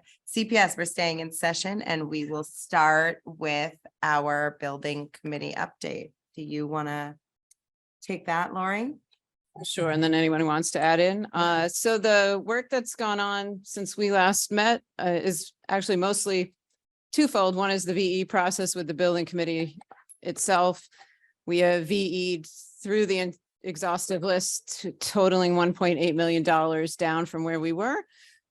So we're coming in at 3 million plus instead of 5 for over the town meeting of approval. So that work is essentially complete. The select board met a week ago, a little more than a week ago, and have set January 19th for special town meeting.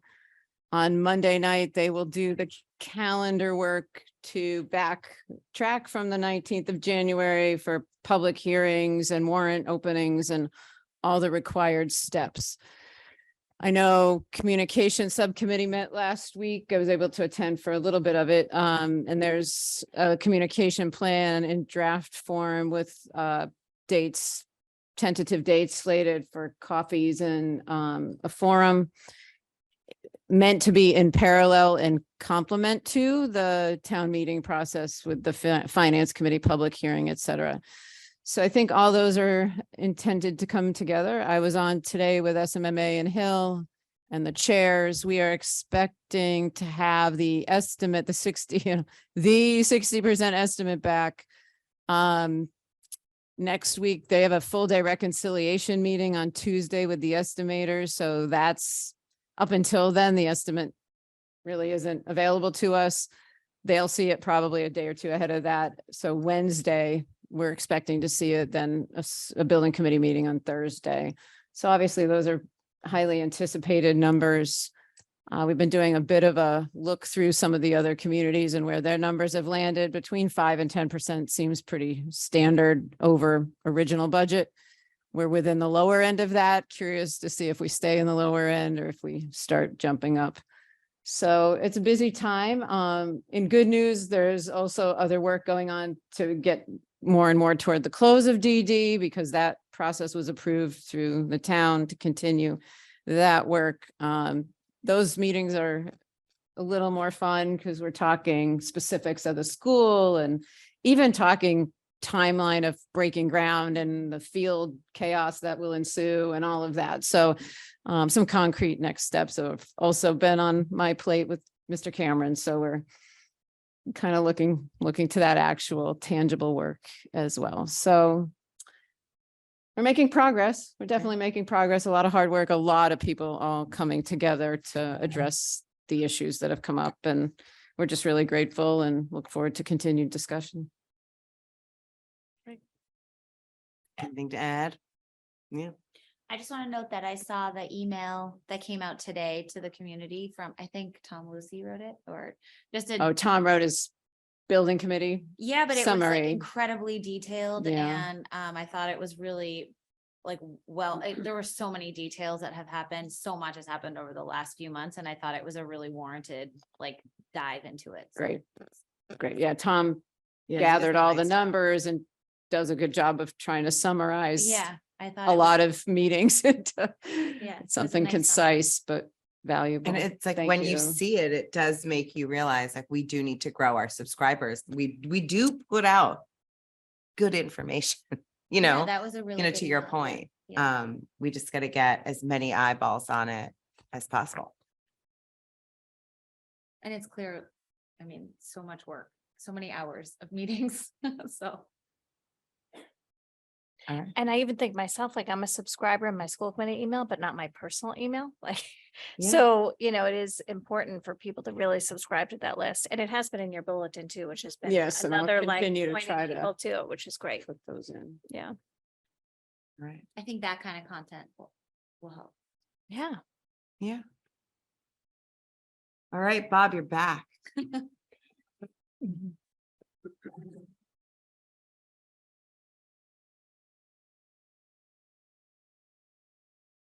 So with the same three reports to highlight for Concord Public Schools. And I'll start with.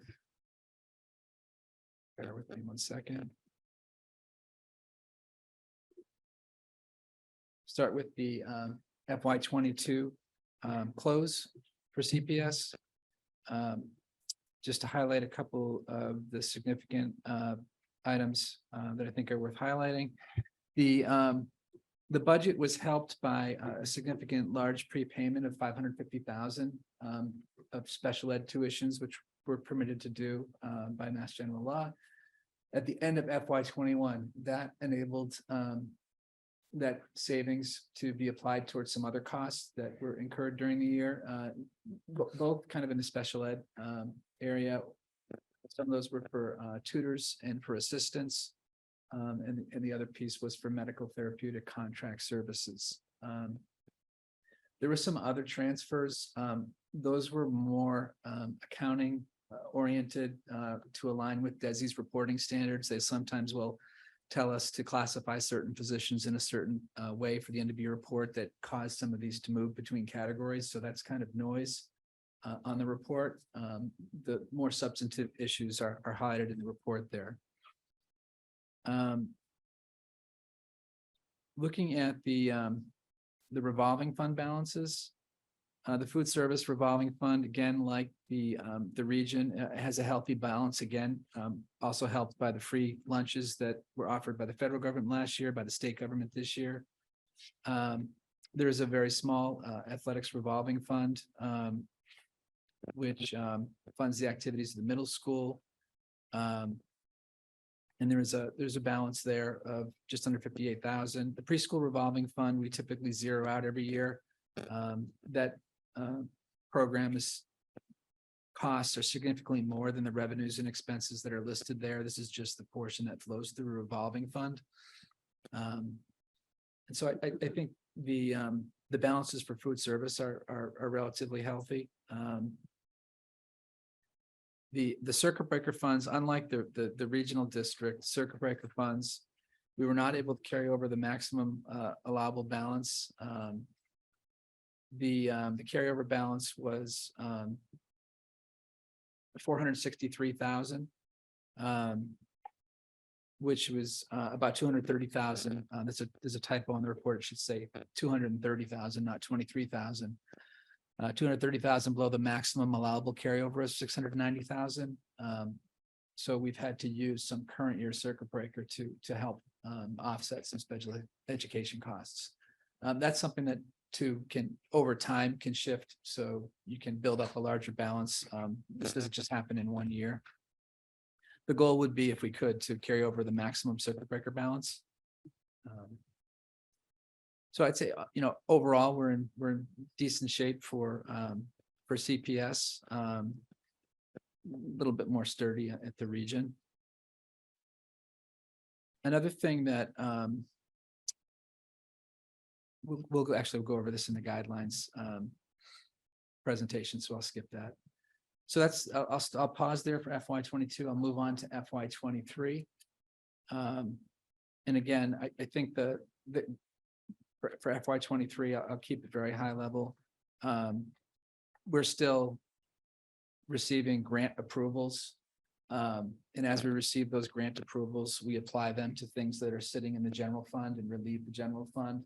So again, I think the December report will have a lot more clarity in terms of what we present to you. We haven't had a significant amount of transfers at this point, but as we move forward, we'll look to align expenses, transfer from places that have surpluses to areas that need funding. And I'm going to move on to I think I wanted to spend a little bit more time on the FinCom presentations, guideline presentation, if we can move to that.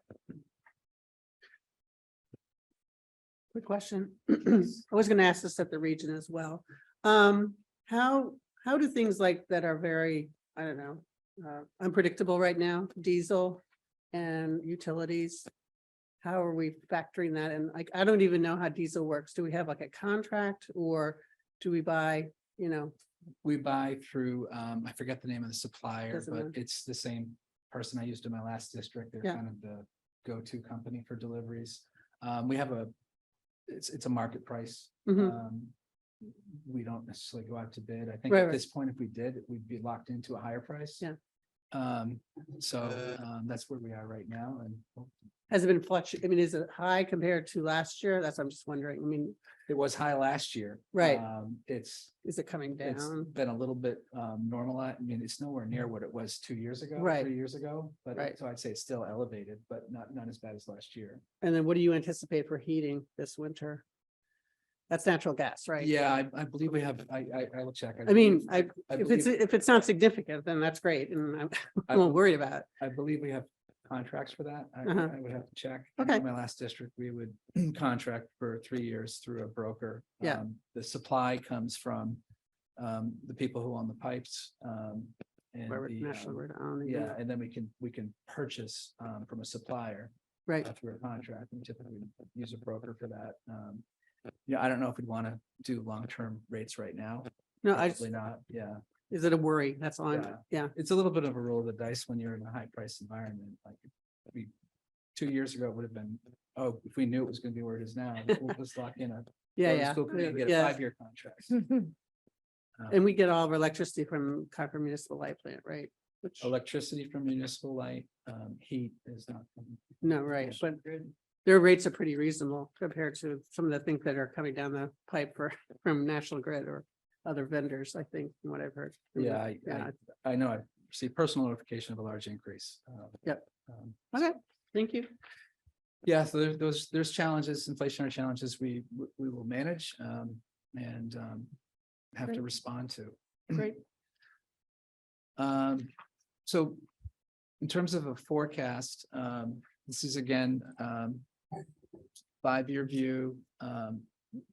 We have factored in some things we've seen in FY23 into the forecast, and we'll talk about that on the next slide.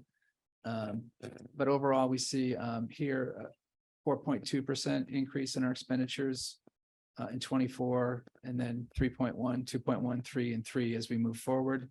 So a little bit of a higher number in FY24. The grant funding, revolving, and circuit breaker there, we've forecast to be steady. We don't, I would say, have the flexibility to leverage more circuit breaker like we did at the region. I would not recommend that, given our carryover is not the maximum amount. But you'll see an increase in circuit breaker from 24 to 25, and some of that's factoring in that our increase in special education tuitions leads to more circuit breaker funding. So those are at the bottom. You know, the top piece is total expenditures, regardless of funding source, our total spending. And when you subtract our grant funding, revolving funding, and circuit breaker, which help offset the general fund impact, you have the increases at the bottom. So 4.3, 3.3, and those are higher than the overall expenditure increase because the growth in the overall expenditures is less than the growth in those funding sources. Aaron, next slide, please.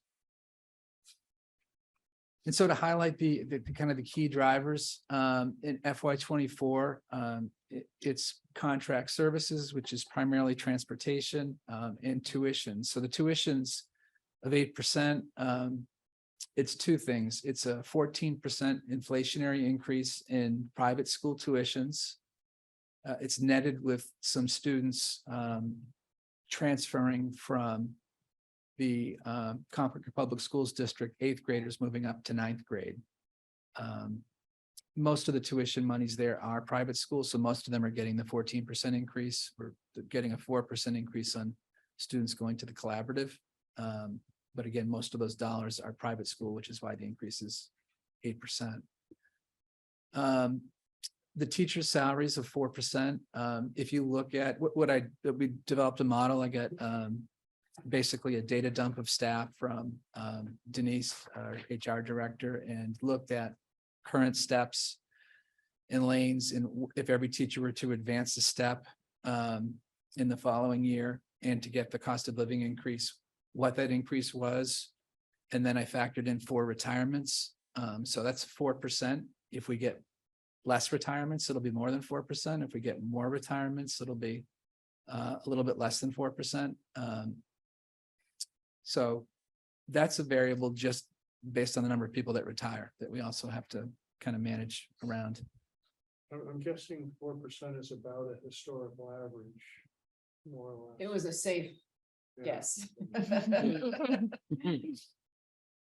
So, and we'll have, as we move forward in the budget, I mean, the first budget presentation is December 6th. It's not like it's we're gonna have a huge, we'll have some visibility to retirements, but you know, there'll still be things that happen between December 6th and the second half of the year. So we'll have to kind of put a stake in the ground and make our best guess. The non-teacher salaries doesn't have the steps and lane. There is some steps, but it doesn't have the lane progression. That includes some new support staff we needed to add this year to support our students on IEPs. And then it includes cost of living. So in FY26, a couple of things I just wanted to highlight is we factored in the kind of the consolidation into a single middle school and the savings that we'd realized of 500,000. We anticipate to be in non-teacher salaries and in other expenses, which will further define, but the bulk of that is in non-teacher salaries. Next slide, please. Oh, so I think that's it. I did, so I'll pause there and see if there's any questions on the CPS forecast. I also wanted to make you aware there was a memo included in your documentation that we're basically responding to the FinCom with specific information that they asked from us. So that's providing the specific information they asked. I'd say you can read it, but maybe of interest, I didn't talk about the ESSER funds in my fund balances. That would be one additional thing you could look at and see what we're carrying over with ESSER, but the rest of that, we're pretty much trying to Memo was provide them good. some data. That's great.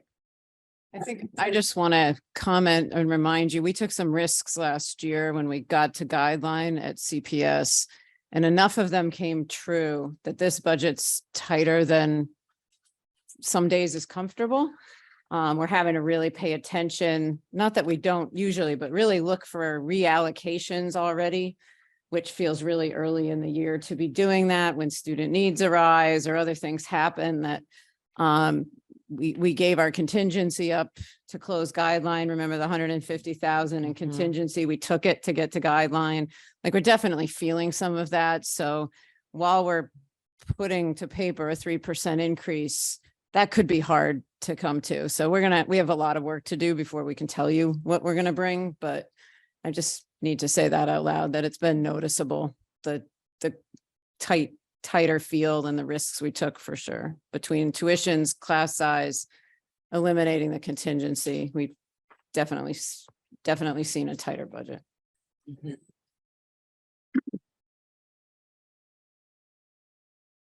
Thank you. That was great. Thank you. Any more questions for Bob? All right. Thanks, Bob. Okay, and now we're gonna go to, so we are going to add a vote.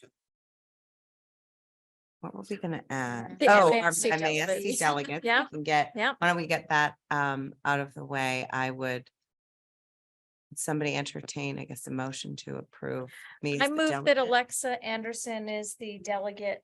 Well, I'm in it. I have to. I can't And do it, sorry. Tracy would be the alternate. Anyone want to move that? So moved. Second. Okay. All in favor? Aye. Aye. Thank you. Thank All you. right, thanks for entertaining that.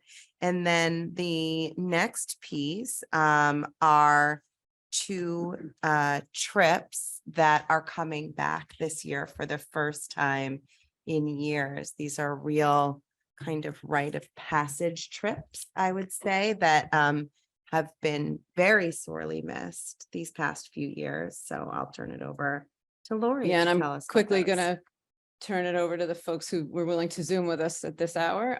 So the middle school is proposing a return to two opportunities that we last talked about in 2019, only to not have them happen. The annual trip to Washington, DC by the 8th grade. We'd like to bring that back to you, and we are definitely acknowledging the policy asks for a first discussion, preliminary approval, and then second, the return from COVID to get these trips back online is forcing us to expedite a bit. So with your willingness, we are asking approval tonight, and we will get back on track with first and second for the 23-24 school year. So Mr. Cameron's on to talk with us about DC. And then the bands typically looked at a New York City trip. So June is for DC, earlier in the year for New York. And so Mr. Halpini's here to talk about that. We probably should do them one at a time and open it up with DC, I think. If that's good with you, Alexa, and Mr. that's Cameron great. can take it over. Hello, Mr. Cameron. Hi, good evening. Okay. Give us a quick overview of the trip. Sure. So I guess we'll start in a place where I've done some due diligence working with our sister school in Carlisle. Carlisle Middle School has gone through Capital Tours the last few years. I did have an opportunity to have discussions with 4 different touring companies. And I was pretty excited to commit to a possible trip through Capital Tours, which again, Carlisle has traveled through Capital Tours as recent as this past June, because they have a smaller group that goes. They were able to actually last year's 8th graders in Carlisle was actually able to head down to DC. Our proposed dates are Wednesday, June 7th through Saturday, June 10th. So we continue to have a trip that is 4 days, 3 nights, which is pretty much recommended for a group our size. I've submitted a proposed itinerary that has a focus on social justice and cultural competency. The approximate price is about $1,200 a student, which includes airfare, hotel, and all meals. The last price of a trip that we had all set to go, but we didn't end up taking fall of 2019 for the June 2020 trip was only about $100 less. There's already a scholarship request form that I would make available pretty much in the next 48 hours with your permission. That would be given to families along with an informational night that Capital Tours would be with me in the Sanborn Auditorium, meeting with all 8th grade families to discuss not only the trip, the educational opportunities, but the opportunity to engage in a very confidential way with any scholarship requests. Refund information is going to be, of course, something that is very important and part of our informational night. Massachusetts, and Capital Tours is a Massachusetts company, has a very recent law in the books that we have to offer a protection plan that would run about $60 per student, that even if one of our students the night before we leave for the trip gets COVID, they would receive almost a 100% refund. Other than that, it gets a little bit complicated. If they take out the $60 policy and say, I think it has to be 48 hours prior to us leaving. If a family just changes their mind, I think that's something like 70% back. Still really good. I'm going to pause there.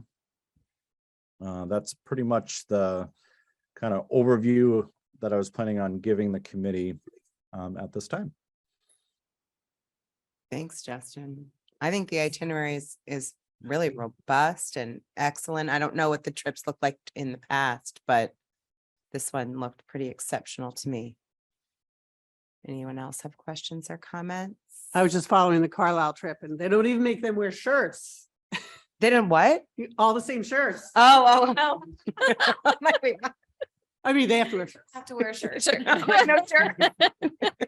But no, they're Carlisle. I mean, if you go back through somebody's Twitter, it Yeah, looks that really mailer's incredible. It looks great. From DC. Yeah. Oh, good. And they went to the National Museum of African American History and Culture, which I don't think, Justin, has that ever been on your itinerary in the past? It is this year. I know, I see that, which is Yep, fantastic. it's been very hard to get into. I know. In the last 5 years or so. Yeah. But that's one of the first things that we engaged with in the different, doing our due diligence of the 4 different companies that we engaged with in this last couple of weeks. One of the first things that was mentioned is our commitment for cultural competency and social justice. And Capital Tours heard that, and they look to be delivering on, that commitment that we have as a district. Fantastic. It's great. Excited for it to come back to 8th grade. Yeah. This looks incredible. I just had a question on the fundraising. I noticed it in the New York City trip. Is that also, do you also do fundraising for the 8th grade DC trip? And if so, do those, in both of them, do they offset the cost for everybody? For how does that work as far as impacting the price? Yeah, so I can only speak about the DC trip. There's 2 types of fundraising that we're looking to do. One would be more type of events that I want to partner and have discussions with my PTG on. And those events would help fund a scholarship pool and scholarship funds for families who apply for scholarship. And then there'll be individual ways that students can earn money towards their trip. Historically at the middle school, we've done the selling of I think cookie batter and, candles and things like that. So there'll be two opportunities. One for a student who may have an opportunity to reduce their family price, and then opportunities where we come together as a community for a fundraising event that would help build a scholarship fund for those families who apply for scholarship. Thank you. And is there the option that, because I think in the past they had an option that families could make an additional donation, like there might have been a suggested amount. You know, if you're willing to make an additional donation of $50 or something like that, is that something you're going to also put on the form or no? So I think that's going to be a part of the events that we offer. Okay. An opportunity for families who may not even be available or coming to an event to make a donation. And we're looking at a couple different events. Student Council also has expressed interest in hosting an event. And then the PTG, I just want to make sure that we connect, you know, because they have some fundraising events coming up as well. Awesome. Great. Like a great trip. Thank you. Yeah. So Mr. Halpany, can you turn us over to New York City and talk us through that? Yeah, I'd be glad to. Thank you all for your time tonight and for hearing us out on this trip proposal. We're really excited to bring it to you. So a few years ago, the Concord band, the wind ensemble, did a New York City trip. And before COVID, like really right before the COVID pandemic lockdown happened, they were planning a Canada trip. And that obviously didn't happen. But we decided now that we're starting trips again, we would kind of dial it back and keep it domestic, go for another New York City trip, since we've kind of done that before and we know what we're getting into. We're once again going to use Encore Tours, which is who we've used for the other trips in the past. They were great to us when the lockdown happened and parents were refunded money, or some families even still have credits that remain from the Canada trip. So, and we asked, and some of the parents that have siblings, that can actually be transferred to those younger siblings as well. That's great. The ensembles that are involved are going to be all of the select groups. So it's the after-school wind ensemble, the after-school jazz band, as well as the honors choir and the string orchestra. And we are also, initially we were hoping to help reduce costs by inviting Carlisle, but then we also said that's just a nice idea anyway. So Carlisle School is going to be involved as well, which will help kind of create some bonds with those instrumental music students, actually not even just all the music students, before they get to CCHS. So they are seeking approval separately from this, but it will be one combined trip. We're looking at in total about 150 students involved and about a 10-to-1 chaperone student ratio. So there'll be 10 students to 1 chaperone. We will be gone we're proposing April 12th until the 14th, which would be a Wednesday through Friday, missing 3 days of school and obviously 2 nights. And this is involving grades 6 through 8. The itinerary itself will be pretty exciting. It's a mix of some performance opportunities. We're hoping to have an exchange performance with a New York school. That's still to be determined. Encore Agencies is waiting for the actual approval to happen before they move forward with reaching out to a school that we can partner with to do the exchange performance. But right now we're brainstorming ideas in terms of Brooklyn or the Bronx or even just right downtown in New York City. There will also be a leadership or sort of inspirational workshop for all of the students involved. And there will be all of the sightseeing opportunities, which will be a big educational component. We'll visit One World Trade again. We'll see a Broadway play, a Broadway musical, potentially Wicked, and go see the New York Phil. So it's loaded with activities because we don't want the middle schoolers to have too much downtime. So a jam-packed trip, and it's all you can see in New York City within 3 days. Breakfast and dinner will be included, but the students will get their own lunches when we're in the city. The cost right now is estimated at $12.99 per student, which is steep, but a lot of that has to do with just inflation costs and gas prices. we've done everything to try and wiggle the cost at the most affordable because we do know it's a big ask of families. And we're satisfied with that number, but we also have some fundraising involved. Oh, in that $12.99 is trip insurance. So it's already included in case anything should happen. And that covers their instruments as well, is what I'm told. Fundraising opportunities. Directly through Encore, each student does have access to a GoFundMe page where they can kind of reach out to their own friends and family and their own network and fund their individual trip. But then we also have some group fundraising opportunities that are coming up. Our parent group, the Concord AMP, the Association of Music Parents, they hold an annual auction, which is a big fundraiser for us. And we're also going to be holding a raffle because the Encore Tour Agency provides a domestic flight, which we can give away in order to promote the trip and to raise some funds. Students who participate in any of the fundraising activities that we have will get, I don't know how the best way to explain this, but if any student participates in fundraising, they get a blanket reduce of cost.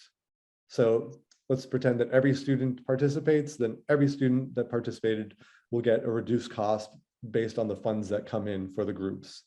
If 10 students decide, you know what, I don't want to fundraise with the group, those students wouldn't have their cost reduced by the fundraising options.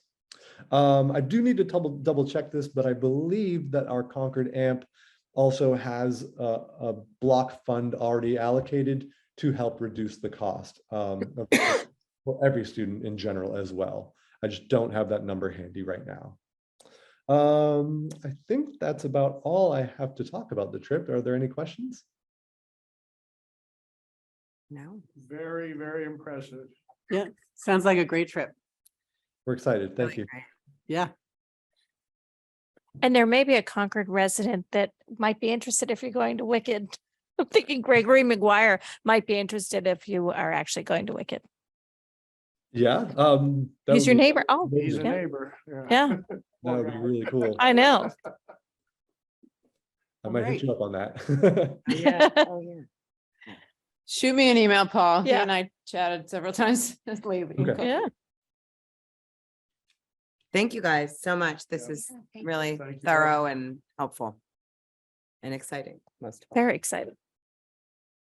All right, so can we entertain a motion to approve the grade 8 Washington DC trip and the CMS New York City trip for musically inclined students? So moved. Second. All in favor? Aye. Hi. Aye. Have a Thank good night. you. Thank you very much. Thank Thanks, you. Paul. Thank you for your support. Thank you so much. Sure. All right.